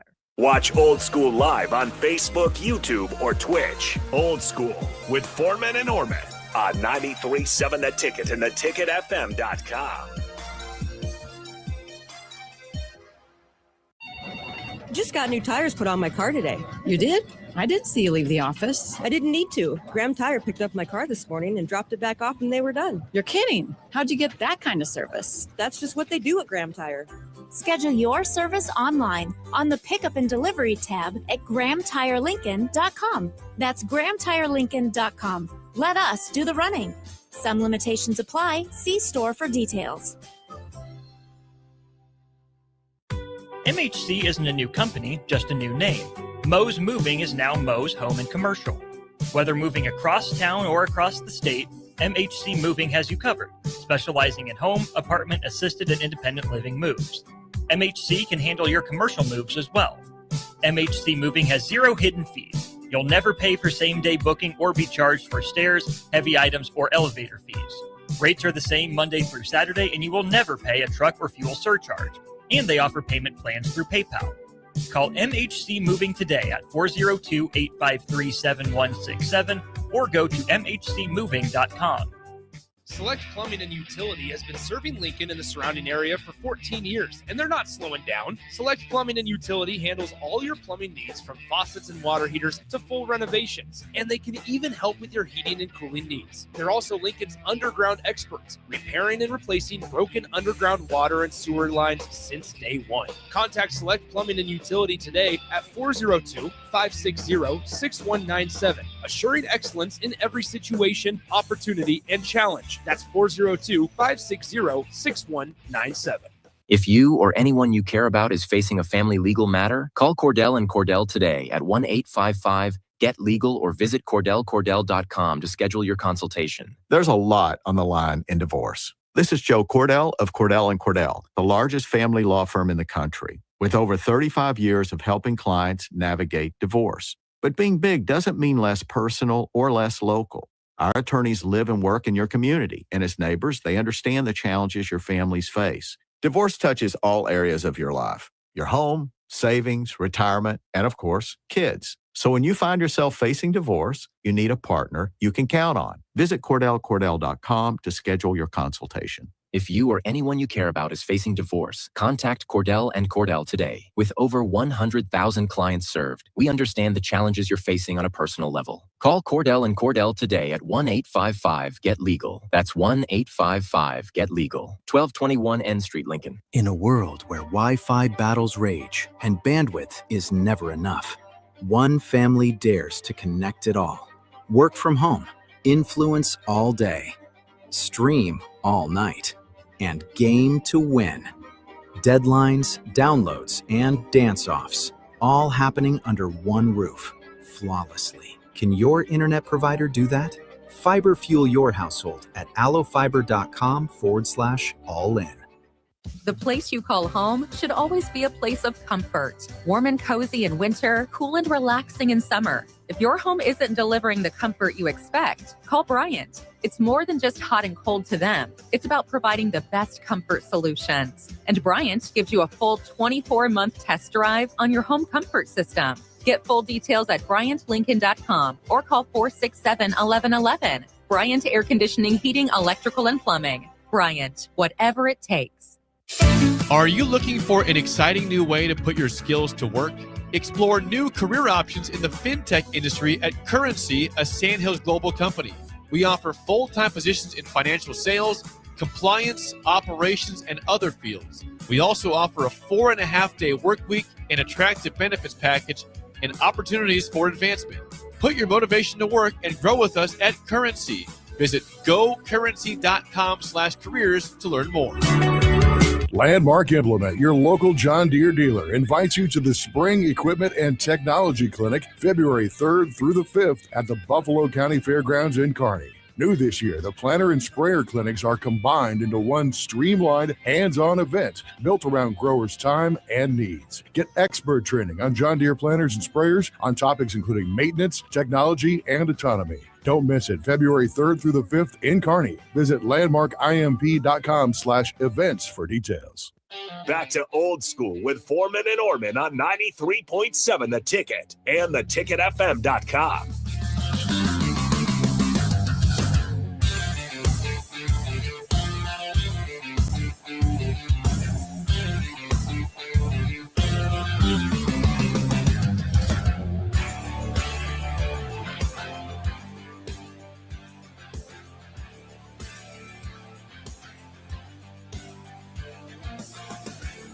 We're back, Austin and Jay, with you. This is Old School, brought to you by the good folks over at Graham Tire with 4 Lincoln locations. Jay, let's get into it. NFL wildcard weekend, not all the way over. It was wild, though. It was. You and Cubs are going head-to-head tonight. He says arguably the most important wild card game. We will talk about that one little bit more coming up. But the games that did happen, Jay, let's start with this. We can finally call Josh Allen clutch. His team won a game late. Jacksonville had every opportunity. Kind of felt like as soon as Buffalo scored that last time, it was pretty much over for them. They harass Trevor Lawrence all day. Josh Allen leads a clutch drive once he gets the ball back, and the Bills are on to the divisional round. Yeah, I mean, it was a big. I mean, and also you got to think. I think last year when they went down to Jacksonville, it was probably the most pathetic performance I've seen.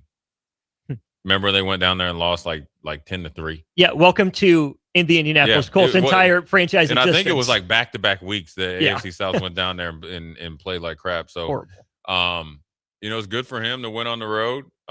This year hasn't probably been ideal because this is the year that Mahomes and all them are out of the playoffs, and they haven't. And then you have the emergence of the Patriots. But I think for him, Sean McDermott, Buffalo, the defense to go on the road against probably one of the hottest teams, and I'd argue with you one of the most complete teams during the regular season, at their place and win in that fashion. That gives you a lot of confidence to go on the road again to Mile High against Denver, against a very gettable team. I think Josh Allen went healthy, and I think hopefully he'll be able to be close to 100%, which nobody is, but him being able to escape, and if they can get a little bit, healthy on the offensive line with Cook, that's the kryptonite to Denver, a team that's could potentially have some off-week rust. Any concern about the short week headed up into altitude? No, I think that at this point in time, you're not doing a lot of practicing. You're doing more recovery. Now, I'm only worried about the long flight from Jacksonville. Not as far as Miami, but you fly back up, then you got to rest, recover, evaluate the tape quick, put in a new game plan, get out to Denver. If I was going out there, I probably want to get out there earlier as possible to kind of get acclimated to that altitude. And then you got to, go against a team that's really, really physical and that's going to come out and try to put you away early. That's the only thing. Now, everybody's banged up right now, but I think the trips that they had could wear them out. But I think when you have, the ultimate equalizer in Josh Allen, and I think they're starting to, come together offensively, and Milano can really, eliminate, Bo Nix, I think they'll be okay. I think Buffalo's built to go on the road. They've had a hard road this season. They've done some things in a positive way on the road versus other years where it's more home related. We'll talk some more about this game later in the week as it draws closer, but I see Shane texting in from a 308 area code. Makes me wonder if he's a Broncos fan. Nobody gives the Broncos enough credit. Do you not realize how good their defense is? If anyone realizes, you would. I realize their defense is for real. They don't have a weakness. I think they got better when Singleton came back, obviously from his scare.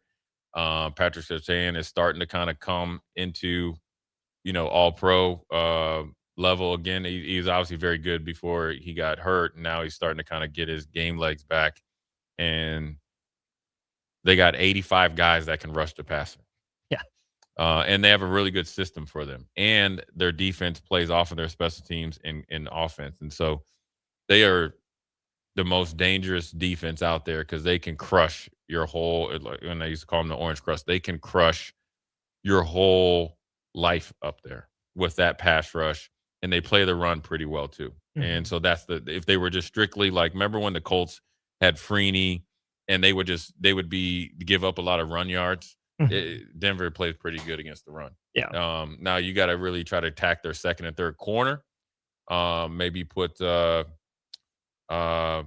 it Kuminga or whatever, the safety in coverage, the one that came over from San Fran. Hufanga. Yeah. Get him in coverage. He's shown the ability not to play the ball. And you know what you do on the road, you try to strike first and you try to strike big. So try to hit a couple of big passes to really, slow down that pass rush. Elsewhere in the AFC and the AFC West, specifically, New England takes down the Chargers. Patriots had a historically easy schedule by DVOA, like the second or third easiest run of all time. They get the 2 seed. They host the Chargers. Jay, not a good game from Justin Herbert. Second straight year of a pretty pathetic offensive performance. I saw this. 2 years worth of playoff games. There's 2 games right now for the Chargers with Jim Harbaugh, Justin Herbert, and Greg Roman. 1 touchdown on 22 offensive possessions. They've been outscored 48-15. The only saving grace, I think, for that stat is no Alt, no Slater. Going from a top 5 offense in the NFL with both the tackles to the 26th offense in the NFL. And Becton, too. And Becton. So their whole Hampton banged up with the ankle. So their whole offense was what I mean. I felt bad for Justin Herbert. He had that left hand deal. Yeah. He's a tough kid. The second year in a row that injuries has kind of plagued them. And then you got Khalil Mack out there with like a bionic elbow. So they faced the team in the Patriots, and then you're coming all the way from West Coast to East Coast. It was set up, for you to, get bludgeoned, and that's what happened. So New England had an easy schedule, but I think once you get that winning feeling in the NFL and you put the league on notice, it's no longer an easy schedule. And this is rinse and repeat for the Patriots. What have they always done? Home field advantage, take advantage of the rest of the AFC, take advantage of Buffalo going through. Remember, Buffalo and the AFC East went through like a 3-game lull. So then the Patriots went on their run. Now we got home field advantage. You can't fault them for it, and they beat a team that they had to, and they beat them the way that they should. To the NFC, the Rams get up by 14. Carolina, injuries and all, crawls right back in it. Jay, the numbers might not look pretty for Bryce Young. I thought he was a gamer in that one. Cold quote from Matthew Stafford to Devontae Adams about stealing their heart. What do you feel for this one about the Panthers and the Rams? Well, I think it's the way the Panthers have played all year, right? They're the cardiac cats, and they're tough as nails at home. That defense is for real. They're playing an offensive juggernaut in the Matthew Stafford and the Rams, but the willingness and the heart to come back. And I felt like all year Bryce Young has exceeded expectations, and that's a perfect example. You got a head coach that tried to run you out of town, just on site, just before he even met you, didn't even want you. You got your second chance after the Red Raider got hurt last year, and you really have taken huge steps in the right direction as far as being their franchise quarterback without having a true number one. Now, Tet came in. Tet McMillan has came in and been really, really good. But Leggett has been a bust, right? Yeah. And then you had Adam Thielen that obviously you let him go and all that.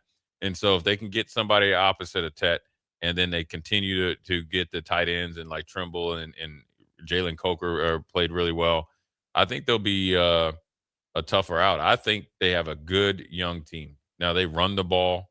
They're physical up front. So they'll always be, in the mix. But I was impressed by them, but then even more impressed by Stafford, too. This is an MVP year for him.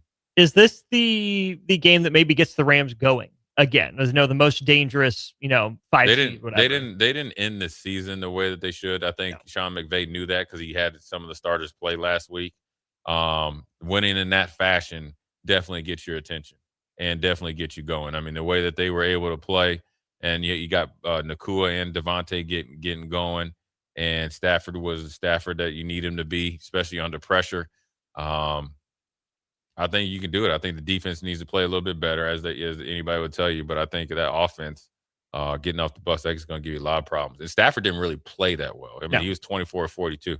You catch him on a day that he's like 35 or 40 or 42, you're in some trouble. They're putting up 40. Yeah, they're putting up 40. Almost did anyway. Oh, yeah. And so Carolina caught him on a good day and still wasn't able to beat him.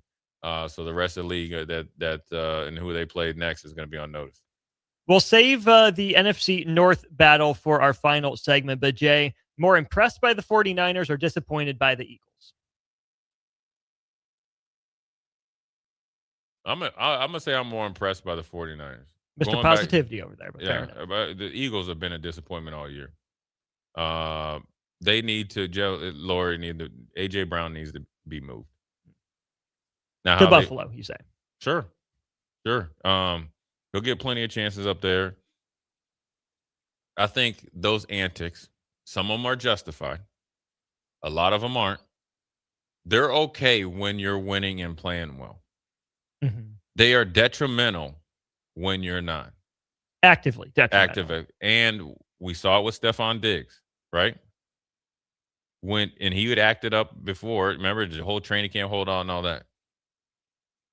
Football will humble you when you're not humble. There's nothing wrong with confidence. There's nothing wrong with saying, I need the ball because I know when I play well, it gives us our best chance to win. There's nothing wrong with that because we're talking about winning. But when you're saying, I just need the ball, and then when you have 3 chances to make huge catches, you drop them. You had a Hall of Fame potentially catch for Stephon Diggs. He might still make it. But that catch against Kansas City, 60-some yards in the breadbasket, you drop it. That's your moment. Yeah. Drop. A.J. Brown, you got 3 catches, you got 3 big drops. And then you walk off the field? And you're mad like that? And then you get mad at your coach? But I'm impressed by San Francisco. Kittle gets hurt. There's some scar tissue there from when Purdy went out there and they got the brakes beat off him. Mm-hmm. And you had, Hendricks, coming off the bench, or, Kendricks, coming off the couch essentially, Mm-hmm. and replacing Werner, and it was balling out of control. Mm-hmm. And then Purdy played well. I was very impressed by them. Tej Seth on Twitter says, think this might be one of the most impressive wins in recent NFL history. San Francisco's leading pass catchers were a running back, a perennial wide receiver 5 in DeMarcus Robinson, who had the big first drive, a fullback, and a backup tight end. Yeah. They were starting practice squad linebackers and only had 1 pass rusher on the field with above an 8% pressure rate on the season. San Francisco, Jay, has done more with less all season long. Diana Rossini of The Athletic also throws this out there. A San Francisco 49ers employee just walked into the locker room carrying what appeared to be a bottle of tequila. Mm-hmm. More reporting, it was Patron. The bottle was sent from the owner's suite to Kittle after he requested it, and the bottle is now empty. There you go. So Terrier Achilles out for the year. Hey, for a guy from Iowa, he got good taste. He sure does. Yeah. So if the 49ers have been doing more with less, the Eagles are pretty much the exact opposite, doing less with more, especially on the offensive side of things. John Ledyard, who does some NFL draft stuff in a read optional pod as well, Jalen Hurts had 3.6 seconds essentially per drop back. Pressure rate at 1 in 4 snaps, up from like the 1 in 6 they thought it was initially. 49ers time to pressure was about 3 1/3 seconds, when 2.5 seconds is a pass block win for an offensive line. So Jalen Hurts had time to throw, and yet, Jay, had fewer passes completed beyond 15 yards from the line of scrimmage than Juwan Jennings did. Yeah. I mean, the Eagles have the best running back in football in Saquon Barkley. Best roster in football. I get it. They're down Lane Johnson. Maybe he's the guy that just pulls everything together for them. They go 3-5 without him.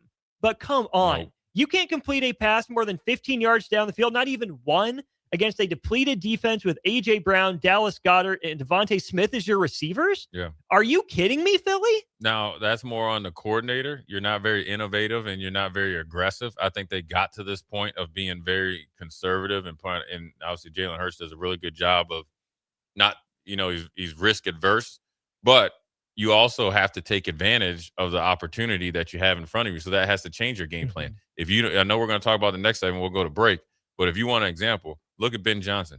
They knew that that practice squad linebacker for the Packers had not played all year. Yeah. And he played them like a fiddle based on what he did earlier to get a one-on-one matchup for a guy that was playing his first play all season. And that won them the game. Yeah. And here you are with the best roster, Lane Johnson or not, and you look pedestrian. You've went halves of football without scoring. Without throwing for 5 yards. I think didn't they lead the league in 3 and outs? Something like that. Yeah. I think they said it. Mm-hmm. You lead it with that roster. Me and you could be back there. Seriously. Yeah. I mean, you still got Cam Jurgens. Mm-hmm. You still got Mulata. 74 is a really good player, a good young player. And then so is 56 Stein, because he played last year, and you had Dickerson. Yeah. So you still have one of the top 10 offensive lines in the league. Maybe even top 5 still. Okay, even down Lane. Right. Without Lane. That's what I'm saying. Yeah. And you can't do anything? They look basic, man. No motion, no shifts, no RPO thoughts, no option, nothing. They are basic. They look like you could see them out of Seacrest. Well, and you couldn't get away with it because the defense, Jay, was still good, but didn't have quite the same edge maybe as last year to take over the game as often. And they lost a lot through free agency. As we saw Williams with the Patriots, he had 2 sacks. He busted up Vrabel's mouth. So you're dealing with the championship hangover, but this is a year lost for them. Which you can't afford in the NFL. No. And they've made every move. I mean, just look at this roster, man. Yeah. I mean, Quinyon Mitchell, all these guys. And you guys are at the crib. 1, 2, 3 can't. Man, I bet you that group text is off the chain. Odds are good. You know who else is off the chain? Ben Johnson. That man does not like Matt LaFleur, nor do Packers fans. Let's talk about the NFC North battle to wrap up Hour 2. You're listening to Old School with Jay Foreman and Austin Orman. Download the mobile app and listen wherever you are on 93.7 The Ticket and theticketfm.com. An emergency can happen any moment. Here's a few seconds to think about where you'd go. At CHI Health, we stand ready to care for any emergency. Our specialists provide expert care when you need it most and believe healing is more powerful when delivered with human kindness. When seconds matter, know CHI Health St. Elizabeth is accredited in stroke care and offers the region's only ER just for kids.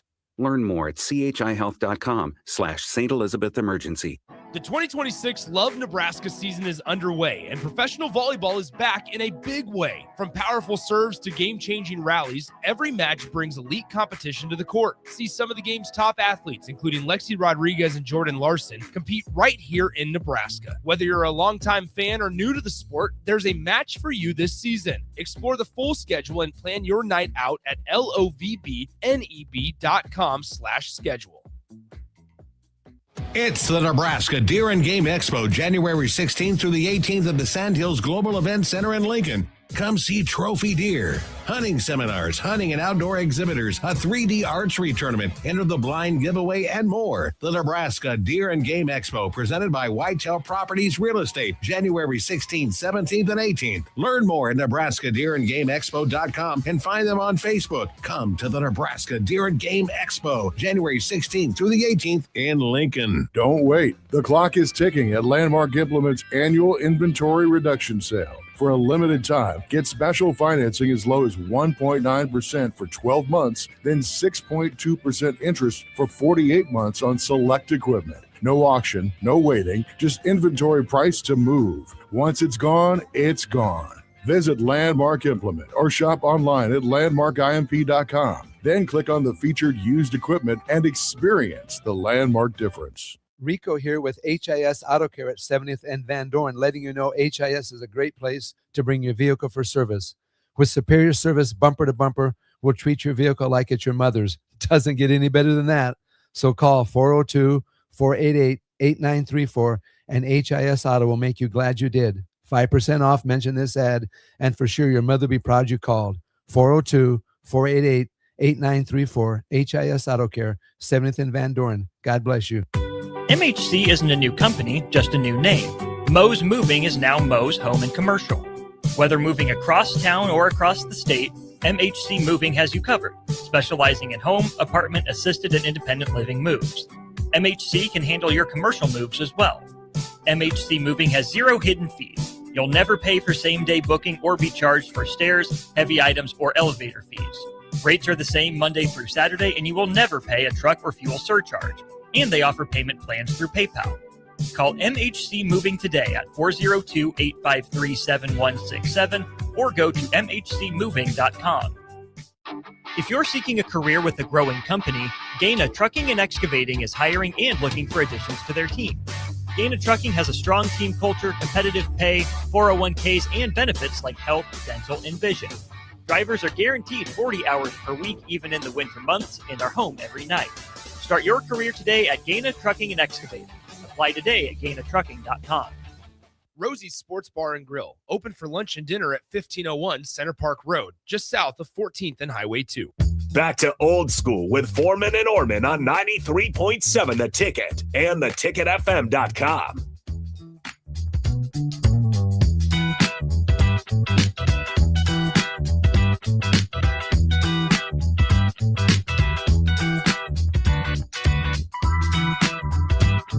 We're back wrapping up hour 2 of Old School. Austin Orman and Jay Foreman here. Love Nebraska did just have its home opener yesterday. They take down Love Houston in 5 sets. Get your tickets for the next Love Nebraska matches online, lovbneb.com. NBCSports.com. Jay, I'll ask the same question. More impressed by the Chicago Bears or disappointed by the Green Bay Packers? I'm impressed by the Bears, man. I'm impressed, actually, with Caleb Williams. I mean, Bears playoff record for passing yards in a game in the comeback win. And it's a byproduct of his maturity. I mean, he's getting coached hard. He's welcomed it. And he's actually, a leader, one of the leaders on that team. And I'm impressed the way that they didn't cash it in. Going into halftime, they were just dead in the water. But they found a way to keep punching. And then once they got a break and got close and got within a score, you kind of felt like, okay, if they make a big play there. And then once they got under pressure, the Green Bay Packers just wilted under pressure. Kicker and all. It just, the whole team is just mentally just weak. Is that a LaFleur thing?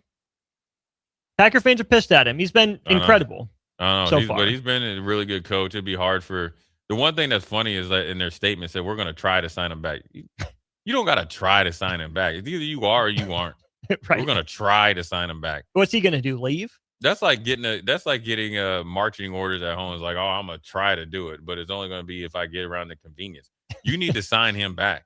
Mm-hmm. I mean, I know that they're probably looking and like, oh, man, I think we could possibly get John Harbaugh. Well, I'm just here to inform you, Green Bay Packers, there's 9 other teams that think they can do that as well. Well, I'd argue, too, that they're very similar in terms of, lack of postseason success outside of the Super Bowl for Harbaugh and big blown leads late in games. Yeah. Yeah, but John Harbaugh, as far as what Matt LaFleur doesn't do, is excellent at. But you're just getting Jordan Love under. He's an offensive guy. You just are getting familiar with your franchise quarterback. Yeah, that's had it. And he's the coach. Mm-hmm. You got to bring him back. Yeah, as long as he wants to come back, you got to bring him back. Problem for Green Bay, they've been the 7th seed 3 years in a row. Not much at all to show for it. Jay, they're up 21-3 with the ball to start the second half. They get 4 possessions. They net 9 yards. Almost half a yard per play is all they got. 4 straight punts to let the Bears back in. Josh Dubois of the Associated Press writes this: offensive plays run with the lead in 3 Bears-Packers games this season. Packers 106, Bears 0. The Bears didn't run a single offensive play with the lead, and yet won 2 of the 3 games between them and the Packers in this 2025-26 season. Maybe the Bears are fueled by just pure hate and pure spite. Ben Johnson is not a Matt LaFleur guy. It's hilarious, and I'm here for it. I even Googled, because I like watching the coaches on the handshake ever since I seen Harbaugh smack. He smacked Jim Schwartz so hard. I was like, dang, because it just made me clench my back. I was like, I know that hurt. So I was like, I tried to Google, like, is there some beat, like what, because sometimes something to come out on Reddit, can't find it. It's personal, though. Mm-hmm. That's factual. He does not like Matt LaFleur as a person. Probably respects him as a coach, but he is not backing down. I don't like you. His introductory press conference, I really enjoyed beating Matt LaFleur twice a year when I was in Detroit. So either Matt LaFleur rubbed him personally the wrong way, or somebody that he's close with. Yeah. He kind of, maybe it did him wrong. That's just the honest to God truth. But guess what the Bears get to do now? Don't they go to the Rams? Or where they go? No, they host the Rams. Oh, they host the Rams. Yeah. Bears are the higher seed. You know where Matt LaFleur's brother coaches? The Rams. Los Angeles, you say? Yeah. The Rams. Yeah. Something about road teams, Jay. I might have to call Dave Ragone and see. Outside of I got to see Dave Ragone. Maybe I'll go up to that game. Maybe. We'll save some time to talk some Houston-Pittsburgh later. There's a key stat that Houston's got to break the trend for. So Houston and Pittsburgh coming up 6 o'clock our time here. We'll have that for you here you need on TJ the Watt to airwaves. do some needling or whatever he was doing. So you put it right in his hamstring. Do the Tyrod Taylor thing. Yeah, not on his lung. He can do it on his hamstring. He's cramped up too much. We don't need him doing nothing tonight. 2 really good defenses, 2 up and down offenses coming your way in about an hour. Speaking of an hour, another hour of Old School on the other side. Watch Old School live on Facebook, YouTube, or Twitch. Old School with Foreman and Orman on 93.7 The Ticket and theticketfm.com. This is Lincoln's home for sports talk on the FM dial. Also online at theticketfm.com. On the internet. KNTK FM Firth, 93.7 The Ticket. When you were a kid, clubs were cool. Robotics club and space club and stuff like that. But what do adults get? Book clubs and quilting clubs? Nah, forget that. How about margarita clubs and old-fashioned clubs? Get to Upside Bar and Lounge for the best clubs in town. Try all 10 varieties of Upside margaritas or old-fashions and take home a free souvenir glass. Grab the whole crew and pair it with taco night on Mondays or whiskey Wednesdays. Upside Bar and Lounge at 29th and Pine Lake. If you or anyone you care about is facing a family legal matter, call Cordell and Cordell today at 1-855-GET-LEGAL or visit CordellCordell.com to schedule your consultation. There's a lot on the line in divorce. This is Joe Cordell of Cordell & Cordell, the largest family law firm in the country, with over 35 years of helping clients navigate divorce. But being big doesn't mean less personal or less local. Our attorneys live and work in your community, and as neighbors, they understand the challenges your families face. Divorce touches all areas of your life, your home, savings, retirement, and of course, kids. So when you find yourself facing divorce, you need a partner you can count on. Visit CordellCordell.com to schedule your consultation. If you or anyone you care about is facing divorce, contact Cordell and Cordell today. With over 100,000 clients served, we understand the challenges you're facing on a personal level. Call Cordell and Cordell today at 1-855-GET-LEGAL. That's 1-855-GET-LEGAL. 1221 N Street, Lincoln. In a world where Wi-Fi battles rage and bandwidth is never enough, one family dares to connect it all. Work from home, influence all day, stream all night, and game to win. Deadlines, downloads, and dance-offs, all happening under one roof, flawlessly. Can your internet provider do that? Fiber fuel your household at allofiber.com/all-in. Rick Heyman here from Sartor Heyman Jewelers. I want to personally thank our great customers for voting us once again the best of Lincoln. At the same time, we're celebrating our 120th year in business in the great state of Nebraska. You can count on Sartor Heyman for the very best quality, value, and customer service. When it comes to your jewelry needs, visit us at South Point, Grand Island, and the Outlet in downtown Lincoln. Visit us today at sartorheyman.com, and thank you for your continued trust after all these years. Get rid of pesky critters once and for all with Bats to Rats. Their expert team is here to help you reclaim your home. No more sleepless nights caused by crawling critters or flapping wings. Bats to Rats ensures a safe environment for every family member. Check the website at batstorats.com for amazing offers. And if you mention this ad, you'll receive $10 off your initial inspection cost. Call Bats to Rats today at 402-781-8691. That's 402-781-8691. Bats to Rats. Make your next event unforgettable with Grazing Gouda, your local artists and experts in charcuterie and grazed tables. From boardrooms to ballrooms, they turn gatherings into experiences with stunning spreads of artesian cheeses, cured meats, fresh fruits, and gourmet bites. Perfect for corporate luncheons, weddings, parties, or any celebration that deserves a wow moment. They handle the details. You take the compliments. Book your graze table today at GrazingGouda.com. Grazing Gouda, because every event deserves to be savored.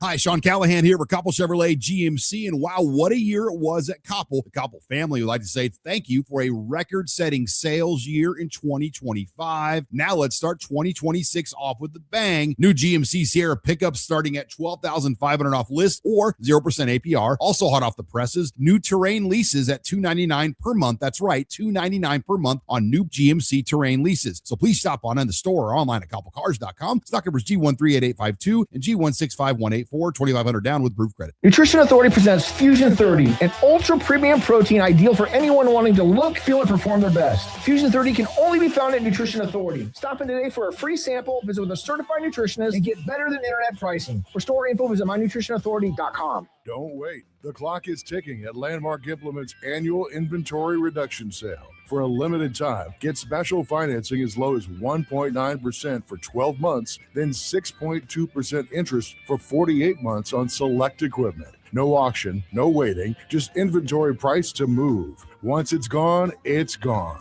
Visit Landmark Implement or shop online at landmarkimp.com. Then click on the featured used equipment and experience the Landmark difference. Coming at you live from the heart of downtown Lincoln, this is Old School with Foreman and Orman. Nebraska Football Hall of Famer Jay Foreman. Here's Troy Detmer dropping straight back in the pocket. Rifles a pass. It was tipped. It's picked off by Foreman. He's at the 15, 10, 5. He'll score! Foreman got it, and it's touchdown Huskers. Black shirts answer the call one more time. And Austin Orman. Old School with Foreman and Orman is sponsored by Graham Tire Company of Lincoln. Your tire store next door with 4 Lincoln locations. Old School with Foreman and Orman on 93.7 The Ticket and theticketfm.com. What up, Austin Orman, Jay Foreman, Old School and New School way. Coming at you live 1040 O Street like we like to do all the time. And appreciate you guys on the text line. We'll get to some of your texts. We appreciate you guys supporting us here. Me and Austin been moving towards the end of 2025 and 2026. Trying to still give you that old school flavor with the new school mindset. Covered a lot. Obviously, you got transfer portal news with Nebraska. We'll get some more of that. We got NFL playoff news, or actually recap. We got another game tonight we got to get into.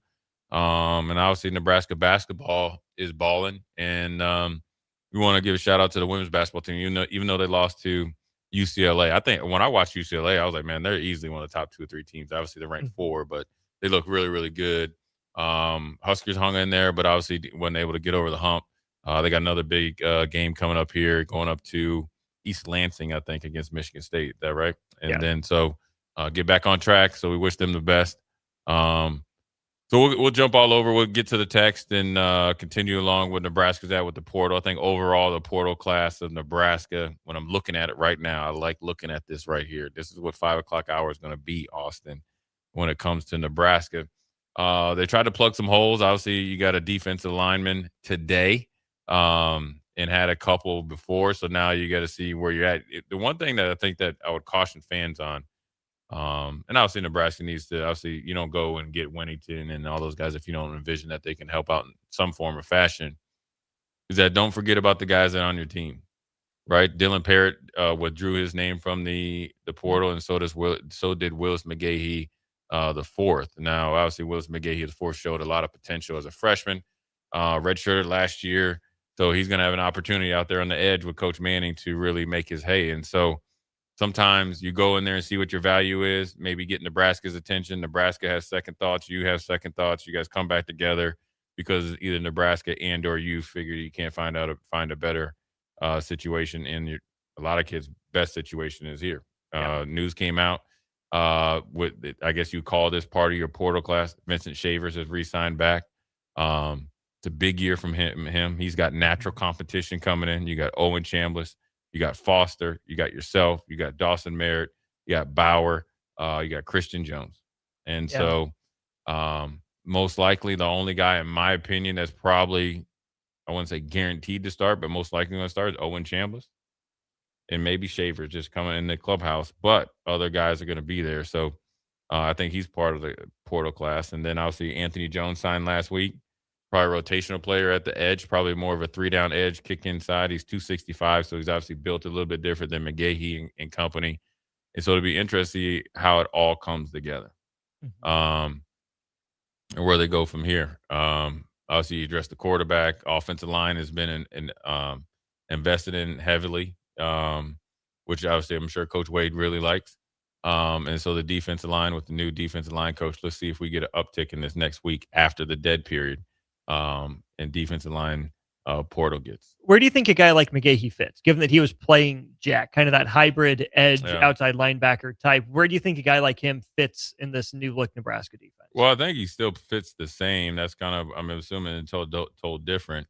He can rush, standing up. He can play in that 4-2-5 just standing up. It's no different than the 3-3-5. And obviously, don't say that too loud, Jay. Husker fans mad. In theory, I mean, they do a little bit of both. But Nebraska play a lot of 4-down anyways because you're in nickel. So I think he can provide pass rush. I think for him is just growth off the field, doing the little things every single day. So your big things athletically and obviously your natural God-given ability shows out on a more consistent basis. I think, getting the best shape that you can.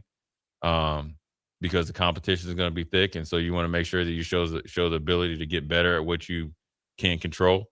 So he fits in there. I think, I've had never seen him play stack linebacker, but I think if you played like a true 4-3, a run and hit position or over a Sam or something like that can kind of get up on the line of scrimmage, he has some versatility there. But you got another addition there and a good piece athletically along with Shavers. So the second level seems, which might have been a little bit of a weakness last year and it was a weakness on consistency. Game 1 to game 12. Some games where linebackers played really well. Some games was decent. And a couple games not so much. They seem to address that, and so now the defensive line's next. Between all those linebackers, we'll throw McGahee in the mix there as well. On top of Chambliss, on top of Shavers, on top of Foster, on top of Jones, on top of Shavers. That's 5 guys right there, Jay. Yeah. And rotational depth is a thing. You like to have bodies at that position. Do you think that the linebacker group ends up as a deeper, more trusted unit than maybe the secondary in Nebraska goes to some traditional 4-3 looks just to get some of those guys who think and make plays on the field more often? You could, because I think the one name that, I mentioned and me and you have talked is like Dawson Merritt. Now, obviously, right. Him being healthy, I think his ability, to be explosive, his natural speed, his natural ability to close and bend can allow you to have, let's call regular personnel of 4-3 or big nickel or whatever you want to call it. Sure. So he can be like flexed out. Say you go against 12 personnel, right? A lot of teams do this. So Ohio State does it. Oregon at least did it this year. Everybody does it in some form. You come out in 12 personnel, but you just have one tight end on the line and the other tight end either flex into the slot or outside. Then he motions back in, and so now you're going against big nickel.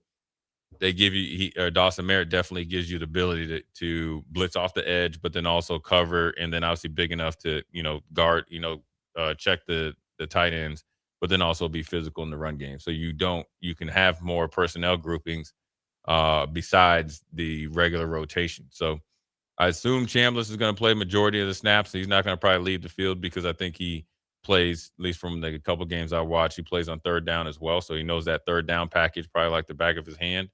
Coach on the field type. Yeah, coach on the field, and that's what you want. You talk about Kirk Cignetti and all that. You get guys that know you. So when you're trying to implement a new defense and your identity as a coordinator, you got yourself, right? Or is by trade a linebacker and played linebacker and a linebacker coach. So he's able to assist Dvorak.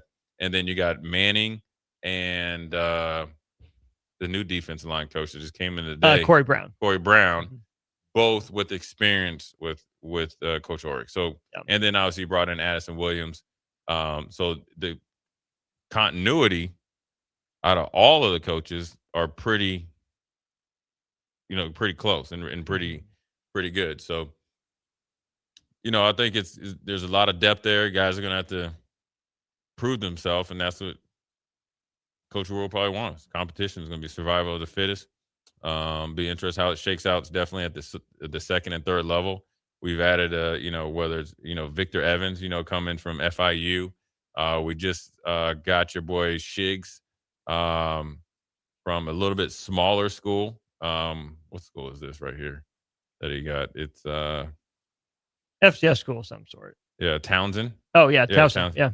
So I think it's you just never know where guys are, how they're gonna react to competition, and obviously this is how, Indiana and such has kind of done their thing. So, defensive line is next. It'd be interesting to see where Whittington fits in because obviously he just looks a little bit different than everybody else.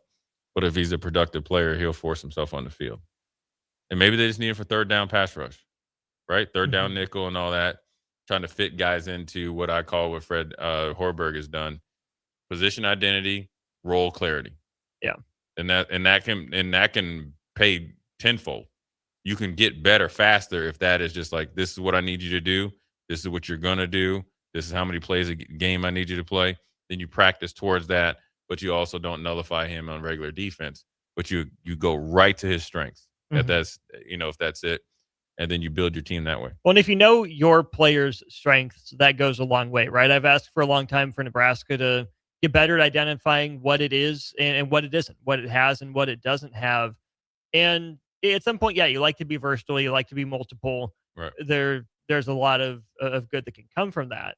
But if you're really good at what you do and you're hard to stop at what you do incredibly well, I at some point don't care how predictable it makes you on, 3rd and 7 plus. Right.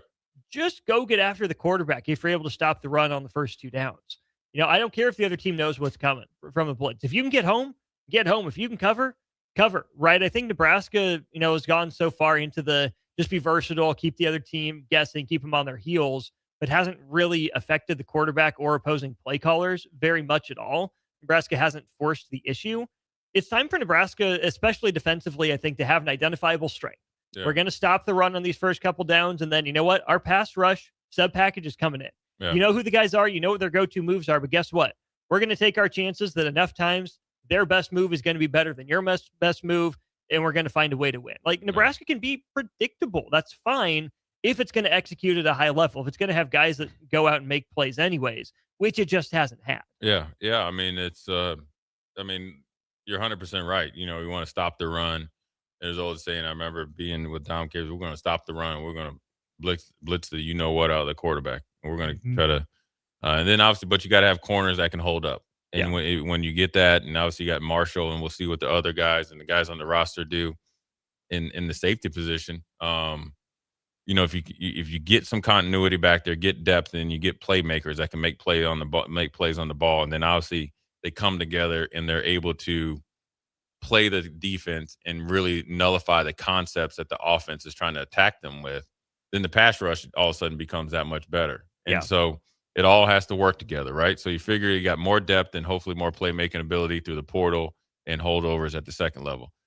The third level, which is the defensive backs, all right, you got Braylon Prude, who's a really good-looking prospect at safety position, withdrew his name from the portal. So some conversations had to be, we would like you back, please. And he's like, you know what I'm saying? And then you get McDougal, right? So you talk about a safety and a middle linebacker or a linebacker that know your system and knows how to communicate it, and that's coming from top down. And then 2 coaches on the line. That's where you're trying to turn this defense around and how it has some continuity that can execute what he wants. And so it's going to be huge to see how that safety position really comes to fruition, because you got some holdovers, you got Guthrie, you got Benning. Benning played extensive in the bowl game, led the team in tackles.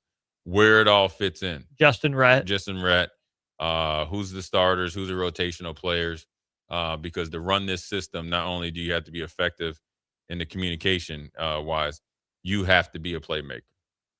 Mm-hmm. This defense has got to make plays. Yeah. Your football acumen, your football sense has to go up.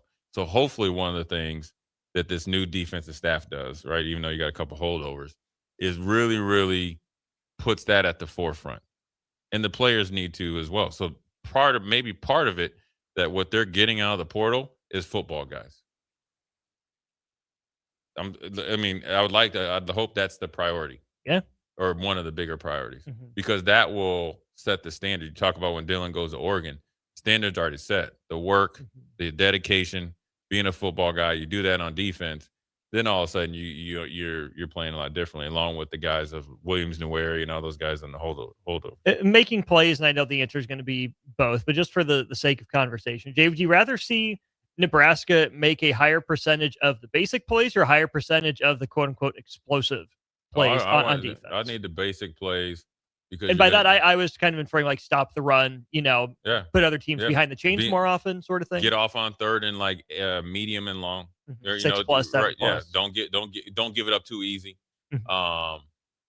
Knock back tackles. Really, really doing a good job of setting the edge, both in the run game and the pass game. Yeah, because I want you to make the basic plays look extraordinary. And basic, and the reason why is because when you think about it, when it comes down to money time, generally something fundamentally that you get beat on and that you can beat opponents with. That to me sounds a lot like your go do your job then make a play. Mm-hmm. do your job, and then go play football. Right. You know, I think if Nebraska, last year, Huskers allowed in 13 games, 36 carries per game for 175 yards per game. 150 yards per game is probably too much for a Big Ten, playoff caliber team. You got to get that probably closer to 125 or below. But a 50-yard improvement is a lot to ask for in one offseason. Nebraska forced about a turnover per game, I think, is what it ended up, which is good. But I think with the teams that Nebraska is going to face and the personnel that Nebraska has, if they make more of those basic plays, they'll get more opportunities to make more of those explosive and then plays. you'll score more points, and then obviously you'll have the teams, playing with one arm behind their back, and so you'll be able to get more turnovers and so forth and so on. And so, the last 3 weeks, the run defense, took it on the chin. But I think you can change that. Maybe not a 50-yard change, as far as yards per game, but you can knock that down maybe in the, 20 plus, in the sense of an attitude change, a study change, a culture change, a standard change, accountability change, both within the locker room and then obviously upstairs. Because if you develop the mentality that we're going to play as hard as we can and we're going to stop the run and then we're going to have fun on third down, it's not really an athletic ability thing. It's more like a want-to thing. Now, granted, you're going against game opponents. It's not going to be as easy as I'm saying it, going against Bo Jackson and Ohio State, all these other. But you also know that when you look back at the Penn State game, when you look at the Iowa game, there's probably some things that you control as a player that you could do better, and the outcome would have been significantly different. Without doing any sort of disservice to Michigan's guys, to Minnesota's guys, USC's guys, and then specifically to Penn State and Iowa's guys, they're good, right? Maybe Nebraska was athletically outgunned in some cases, but not in all cases, and probably not to that degree.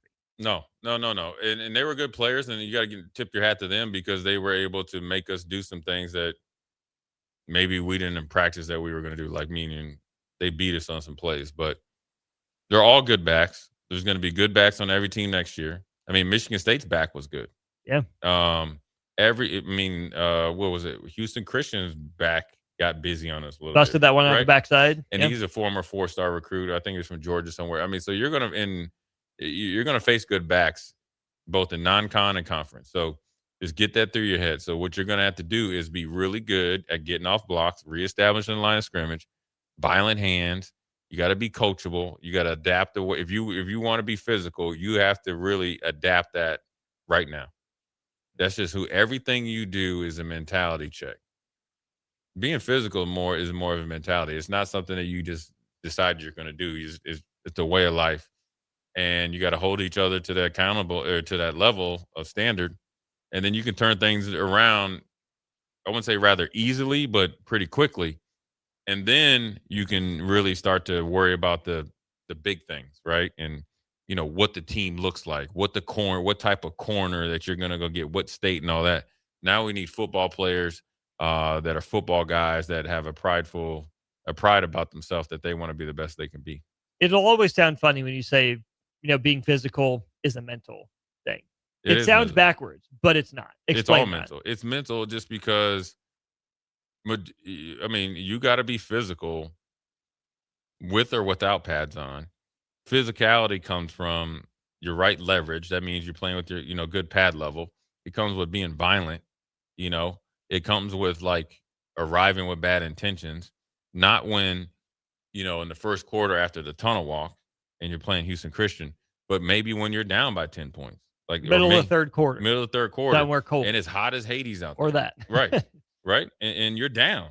And you got to find a way to, get back in this game. You got to do those things over and over and over. You got to run into a pile blindly, and you got to come in there with a purpose, maybe to dislodge the ball. That could be the turnover. Physical is how you practice. More importantly, how you just arrive with your intention. So physicality is a mental thing because it's intention. Mm-hmm. You're going to get ran over. If you don't get ran over in your whole career, you ain't been playing. You've been playing you kind of been playing hide and go seek, right? Kind of like being a good shot blocker in basketball. Right. If you don't get dunked on, you're not blocking. Right. Shaq's been dunked on. Right. Everybody's been dunked on. Will Chamberlain's been dunked on. Kareem. And so if you're playing hide and go seek, then you won't get embarrassed or whatever. But more importantly, if you're physical, it's got to be the corners got to be physical, the slots got to be nickels got to be physical, the safety's got to be physical, everybody's got to be physical. And everybody's just throwing around being physical because that's the easy thing. We need you to be physical. Well, then we just need you to be with the right mindset. The intention is when they're telling you to be physical, like everybody just automatically goes like, you just got to just run through and start blowing people up. No, being physical is not catching blocks. Being physical is when a quarterback or running back is running through the hole, you're not taking it on your chest as a linebacker. No. You're not going back all the time. Physical could be as simple as like we're knocking guys back. You saw the Buffalo Bills where the line kind of pushed them. That you saw what happened after that. That the air went out of Jacksonville's sails, right? Yeah. Physical, knocking guys back. Corner, safety, linebackers, and all that. There's too many. Sometimes at times last year, way too much catching. Catching a block is this, and this is where the difference is. Like you're an end, and your tight end blocks down, and here comes a guard from the opposite side. And you're there, and you wait for him to arrive. You're catching it. Versus, like when I did the black shirt breakdown in Whiteboard Wednesday, when we saw Notre Dame against USC, block down, guard comes, he, what we used to call, melts the guard. Essentially, you obliterate him, and then you make the play. Yeah. So I did my job, played football, and made the play. Nebraska gets to that part, then things will be looking up. Coach-driven, player-led. Start Yeah. to the top down. Yeah. Not being satisfied, not being okay with where you were, and not just hoping your players get better, but having an intentional plan for how to draw that mentality out of your guys. Do you see it, 12-plus Saturdays a year? Yeah, I think also, like, you need to get out of this whole thing that the players need to like the coaches. You know what I'm saying? I think the players need to, for sure, always respect the coaches. You like and love your coach after you become successful. You know what I'm saying? After where they helped you get to right, where you wanted to because, like, I want you to like me enough. You know what I mean? I don't want you to hate me, but if you hate a coach or don't like a coach because he pushes you too hard or coaches you hard, like, bro, you ain't got a chance. I'm just letting you. I mean, I don't care how athletic you are, because that doesn't last forever. And so, we need to get to that point that where, it's all business. When you get in that football arena, it's all business. Yeah. And that's part of what comes with all business. Sometimes your feelings get hurt. Sometimes a lot of times the coaches might ride you to see how you bounce back from that. How do you deal with having a bad practice? Right? How do you deal with having a bad week? Do you go back and figure it out, or you just continue down, the slide? So all those things will lead Nebraska, at least give them a chance to be back into the, the right place. But it starts right now. I don't know if they start winning conditioning right now or whenever they get. Are they back in school yet? Today, officially the first day of spring semester. Yeah. So I don't know if they're lifting yet, but once they get into, they better been lifting the whole time, right? After the bowl game? Yeah. They were just at home. They ain't lifting. They just got to find a spot to get something done, They right? did a little maintenance, but, I mean, there's nothing wrong with that. I mean, I'm sure whenever they start winter conditioning, the competition level is gotta go. Like the old school competition level. Yeah. Like primal. Yeah. That's it. So that'll get them in the right spot. Won't hurt them too bad. But we're going to take a quick break. We'll come back. Jay Foreman, Austin Norman, old school to new school way. We'll answer all your texts. So text them in, and you got about 4 minutes and 28 seconds, and then we'll be back. Jay Foreman, Austin Norman, we'll be right back. You're listening to Old School with Jay Foreman and Austin Orman. Download the mobile app and listen wherever you are on 93.7 The Ticket and theticketfm.com. It's the Nebraska Deer and Game Expo, January 16th through the 18th at the Sandhills Global Event Center in Lincoln. Come see trophy deer, hunting seminars, hunting and outdoor exhibitors, a 3D archery tournament, enter the blind giveaway, and more. The Nebraska Deer and Game Expo, presented by Whitetail Properties Real Estate, January 16th, 17th, and 18th. Learn more at NebraskaDeerandGameExpo.com and find them on Facebook. Come to the Nebraska Deer and Game Expo, January 16th through the 18th in Lincoln. Rico here with HIS Auto Care at 70th and Van Dorn, letting you know HIS is a great place to bring your vehicle for service. With superior service bumper to bumper, we'll treat your vehicle like it's your mother's. Doesn't get any better than that. So call 402-488-8934 and HIS Auto will make you glad you did. 5% off, mention this ad, and for sure your mother will be proud you called. 402-488-8934, HIS Auto Care, 70th and Van Dorn. God bless you. All right, Lincoln, if you're a diesel technician who's ready to earn up to $40 an hour and you're tired of working nights and weekends, listen up. Inland Truck Parts and Service is hiring experienced diesel technicians right here in Lincoln, and they're offering what every hardworking tech wants. Monday through Friday hours, no nights, no weekends, and paid training on advanced diesel technology. With 37 locations across 12 states, career advancement opportunities are endless. Start building towards your future and apply today at inlandtruck.com. That's inlandtruck.com. Or text APPLY to 785-369-1320. MWR, a local company of Lincoln, is proud to announce they are able to offer their own post-frame building packages in metal to anyone desiring a building, whether you're a contractor or a DIYer. They can install your building as always, and they offer multiple different rib profiles and loads of color options, including the wood grain metal at great competitive prices. You can inquire at mwrbuildingandfence.com or just draw your desired building and submit it in their contact us page, and they'll get back to you. Call MWR today at 402-540-8966. Big box stores are tempting for buying equipment for your high schooler in sports or for yourself in your sports leisures. But buying new is awfully expensive. Why not go somewhere with new and used options? Play It Again Sports has quality, slightly to gently used equipment, and 50% of their inventory is actually new equipment. And it's more than baseball, softball, and golf. They also have equipment for disc golf, fitness, hockey, and more. Plus, they're always buying products. Bring your gear you're done with and get trade money on the spot. Play It Again Sports at 48th and Vine. Hi, Charlie Stone here, and it's that time of the year again. Time for the annual Happy Honda Days at Honda of Lincoln. With me on the line, Andy Goodyear, to tell us all about it. The exciting news is we have more selection and more savings. We have over 400 new 2025 and 2026 Hondas to choose from, with a great opportunity to get year-end savings on every remaining new 2025. Do you have some Happy Honda Day specials? Sure do, Charlie. For example, you can lease a new 2025 Accord Sport Hybrid for just $349 a month, and we have financing from just 0% APR. We've also included over 125 pre-owned of all makes and models. And as always, our certified pre-owns are in this sale as well. Well, maybe it's time you experience the best. The Honda of Lincoln way of doing business. 27th and Yankee Hill Road, or online at hondaoflincoln.com. Are you looking for an exciting new way to put your skills to work? Explore new career options in the fintech industry at Currency, a Sandhills global company. We offer full-time positions in financial sales, compliance, operations, and other fields. We also offer a 4.5-day work week, an attractive benefits package, and opportunities for advancement. Put your motivation to work and grow with us at Currency. Visit gocurrency.com/careers to learn more. A membership with John Henry's will fast-track you to front-of-the-line service, seasonal tune-ups, and far fewer unexpected moments. That means no breakdowns, no waiting on a call, and no nonsense. It's consistent care that prevents small issues from turning into big bills. Join the Comfort Club and get VIP treatment 365 days a year with 24-hour priority response, member-only discounts, and peace of mind on your home's most expensive systems.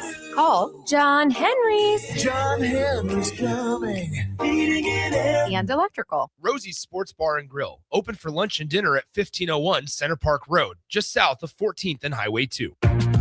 Back to Old School with Foreman and Orman on 93.7 The Ticket and theticketfm.com.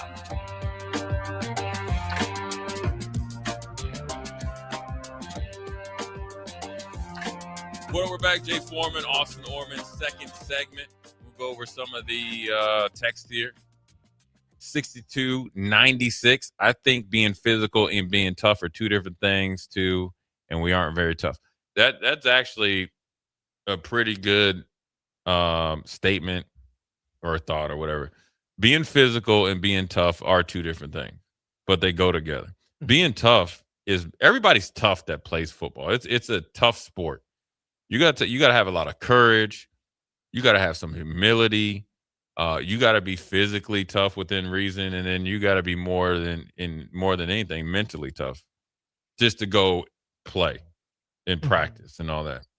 But then to be truly tough is different, right? It's a mindset, and that's how you become physical. Once you become mentally tough and obviously tough physically, or tougher, internally, you'll be more physical. So it is that you got to be, I'd say, more mentally tough. But more mental toughness is something that you can learn and like develop. The first part of mental toughness is this is what main part of it these kids struggle with is the lack of ability to sacrifice, because that would build a lot of mental toughness for them. Now, discipline, because you're going to have to give up something that you actually like. That actually is very, very important to you. And once you do that, then everything else falls in place. And that's not the end all be all, but I'm just saying. Well, it's not even a guarantee, but it has a chance to fall into place. It gives you a better chance. You're going to have to, this team is going to have to sacrifice a lot more to get where they want. If you want to get up there with the big boys, you're going to have to make an ultimate sacrifice. Everybody's going to have to. And I think you've said it before. I mean, Indiana makes it look easy. It's not. It's not. It's a check yourself at the door type of mentality. Once you walk in there, it's 1,000% football. We're here to play football. We're here to prepare to win games. You know what you need to do. We're not taking anything else besides your best effort, mentally, physically, and spiritually. And if you can't cut it, you'll be in the portal. And guys seem to adapt to that pretty quickly. And so mental toughness is the ability to concentrate at the highest level under the most, pressure-packed situations. But then also it's also dealing with success. That's mental toughness. Having a sense of reality, having humility, being humble, and all that stuff. Majority of the players are, but I'm sure but it has to be that's the things that what get you mentally tough. And then you got to be a competitor. Competitors are like, I'm going to find a way to win. I'm going to play winning football. I'll worry about my stats later, but I want to win the game by any means. Yeah. Then in order to do that, you got to prepare. And preparing is knowing what you have to do, knowing how you have to do it, why you have to do it, and then obviously making sure that you know what everybody else has to do. You got 11 guys all knowing what they have to do, what everybody else has to do. You won't see a lot of holes in that type of defense. Right. And then you can worry about, okay, well, maybe we need to get more athletic, X, Y, and Z. But you got to handle that stuff first. So that's a great text there from 6296. 2086 says, I think it says the defense going forward needs to work on setting the edge, getting off blocks, pursuit angles, and tackling. Those all go together. You set the edge, right? That helps with pursuit lines or angles, and it definitely helps with tackling. But the edge isn't necessarily set always on the outside. It's generally at the point of attack. So that means it's not everybody's off the hook besides the edge players, right? Now, getting off blocks, that's a fundamental thing. You get off blocks better when you get off the ball as a defensive lineman. As a linebacker, if you're reading the play correctly. So your football acumen has to go up, right? Your study habits need to go up. Every detail needs to go up. Then you put yourself in an advantageous position to get off blocks, and then get off blocks and make plays. Get off blocks and blow up another block. And that's where I kind of read pursuit lines and tackling as make plays, right? Yeah. Coming down the line, if you're chasing a running back horizontally, right? If your guys have set the edge and they've strung it out or they've forced it back your way, get off that block, chop those feet, heavy hands, break contact, and then just go get the dude. Yeah, and run your feet on the contact, and drive him through the ground. And it's got to be something that you got to practice and you got to have a mentality for. But it all goes together. But it starts with, obviously setting the edge. But you got to be able to, you got to play with really good hands. I mean, it's a hard thing to do, but you got to work at it. You got to work constantly. I mean, you see the pros. These are the 1% up there, and they work on the fundamentals every day. So that means you definitely should too. Wet blanket. He says, I get frustrated with the off season. Culture, attitude, and mentality talk. It seems like a problem every year when the portal opens and players leave. Then it improves with roster additions, but we never hear anything about it during the season. If it's a problem in January, it was a problem in October. It feels like a shot at players on their way out the door. I don't understand that text from Wet Blanket, Jay, because I assume Wet Blanket you listened back during Minnesota week. Guess what we were talking about then? How did this happen? Yeah. This shouldn't happen in year 3. Yeah. We talked about it at the end of Penn State, and maybe not, overmatched and outgunned Penn State team, but a Penn State team that was down. How did this happen in year 3? How did Iowa in year 3 snowball on you when you know what you're getting yourself into? I don't think that's fair to this show to say you get tired of the shots at players that are on the way out the door. Oh, it's not a shot at the players. We brought up these issues in season, immediately before the bowl game, immediately after the bowl game. We have more games to talk about in season, which is where that's going to take the focus. Yeah. But we didn't shy away from addressing those issues in season. I don't think that's fair to us. No. It's all year. I mean, it's actually, you got to do it every week. That's why you got to talk about it every week. Yeah. Because if you do it in week 1 and it's like, oh, we're not going to do it, and we'll turn it back up in week 6, you're in for a disappointment. And the culture and attitude is something that you actually Wet Blanket with I think these kids are Gen Z.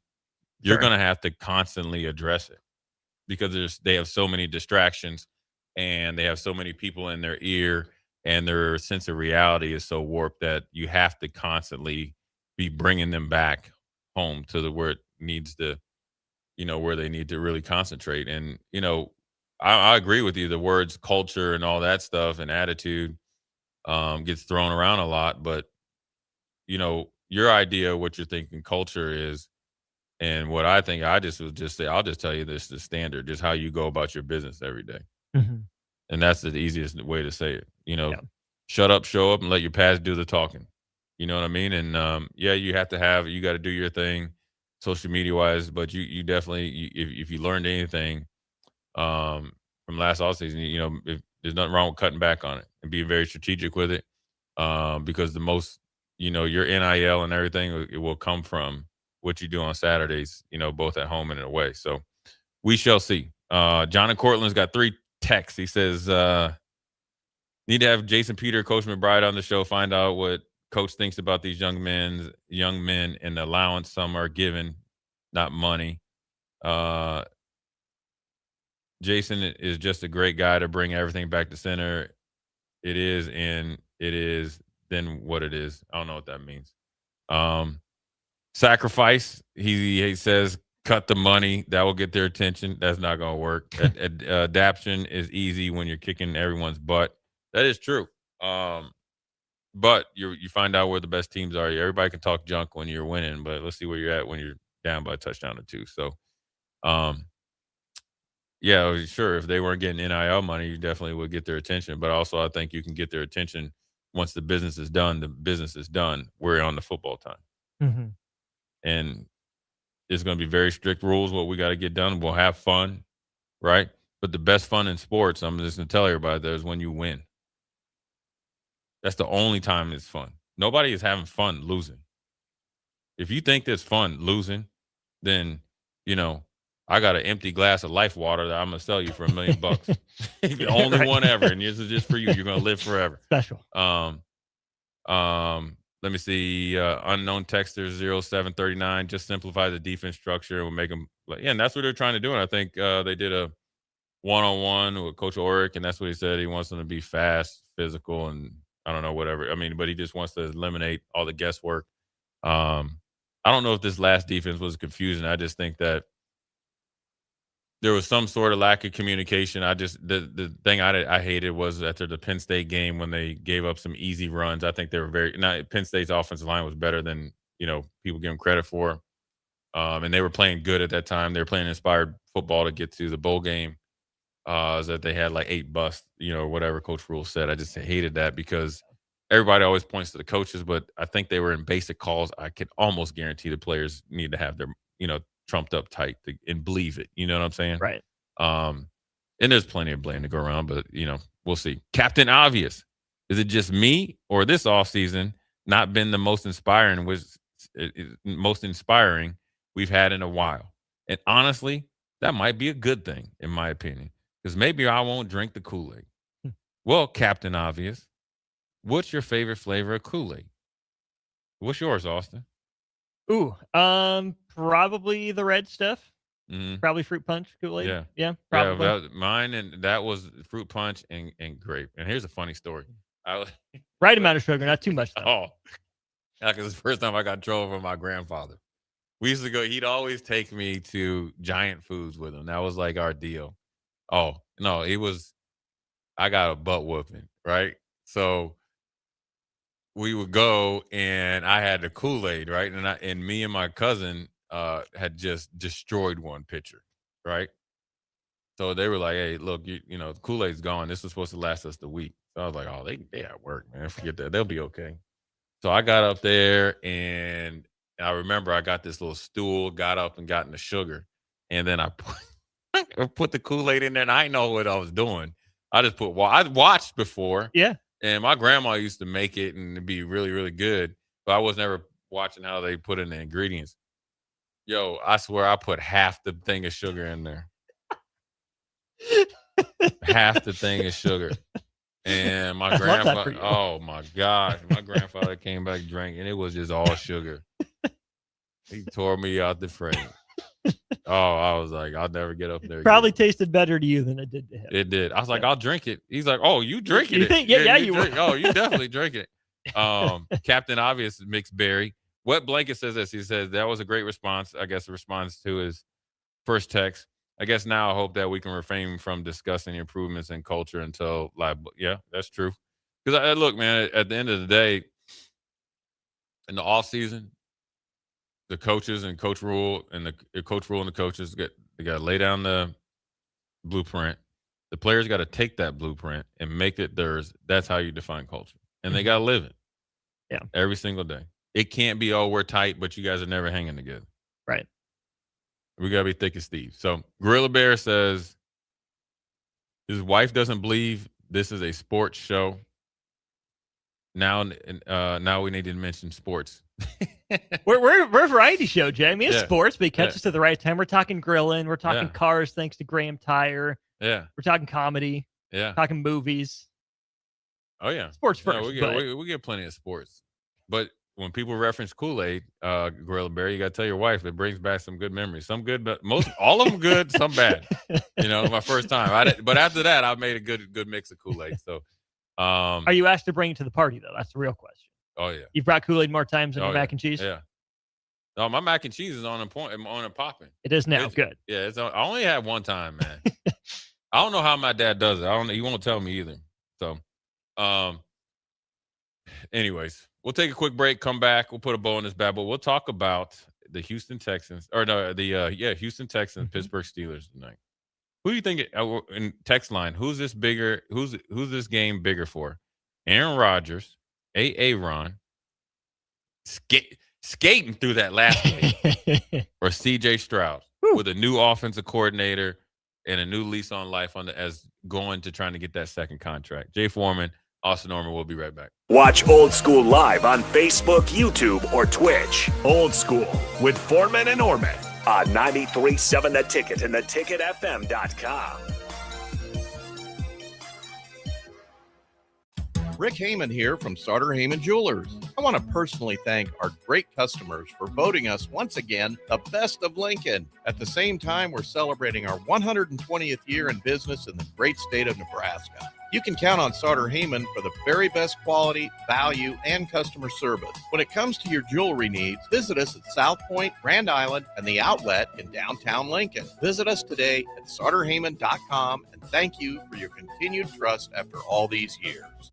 A membership with John Henry's will fast track you to front of the line service, seasonal tune-ups, and far fewer unexpected moments. That means no breakdowns, no waiting on a call, and no nonsense. It's consistent care that prevents small issues from turning into big bills. Join the Comfort Club and get VIP treatment 365 days a year with 24-hour priority response, member-only discounts, and peace of mind on your home's most expensive systems.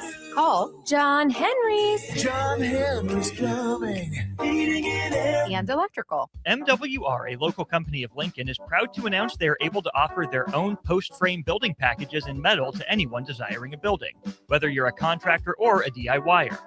They can install your building as always, and they offer multiple different rib profiles and loads of color options, including the wood grain metal at great competitive prices.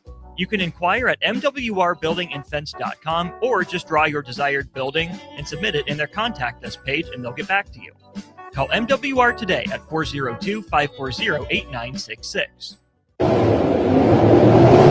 Winter is just around the corner. Is your vehicle ready? Don't get left out in the cold. At A1 Automotive, we prep your car for whatever winter throws your way here in Nebraska. For battery checks, to brake inspections, tires, heaters, whatever your car needs to keep you and your family safe on the road, we've got you covered. A1 Automotive, always honest answers. All right, Lincoln, if you're a diesel technician who's ready to earn up to $40 an hour and you're tired of working nights and weekends, listen up. Inland Truck Parts and Service is hiring experienced diesel technicians right here in Lincoln, and they're offering what every hardworking tech wants. Monday through Friday hours, no nights, no weekends, and paid training on advanced diesel technology. With 37 locations across 12 states, career advancement opportunities are endless. Start building towards your future and apply today at inlandtruck.com. That's inlandtruck.com. Or text APPLY to 785-369-1320. Don't wait. The clock is ticking at Landmark Implement's annual inventory reduction sale. For a limited time, get special financing as low as 1.9% for 12 months, then 6.2% interest for 48 months on select equipment. No auction, no waiting, just inventory price to move. Once it's gone, it's gone. Visit Landmark Implement or shop online at landmarkimp.com. Then click on the featured used equipment and experience the Landmark difference. Empire Netting and Fence delivers top-quality netting and fence solutions. From major sports venues to backyard installs and everything in between, coast to coast. We take on tough jobs with grit, integrity, and a strong commitment to safety. Empire is growing, and we're hiring motivated people ready to grow with us. We build each other up, and we're building something big. Think you've got what it takes? Apply now at empire-fence.com. That's empire-fence.com. Nutrition Authority presents Fusion 30, an ultra premium protein ideal for anyone wanting to look, feel, and perform their best. Fusion 30 can only be found at Nutrition Authority. Stop in today for a free sample, visit with a certified nutritionist, and get better than internet pricing. For store info, visit mynutritionauthority.com. Back to Old School with Foreman and Orman on 93.7 The Ticket and theticketfm.com.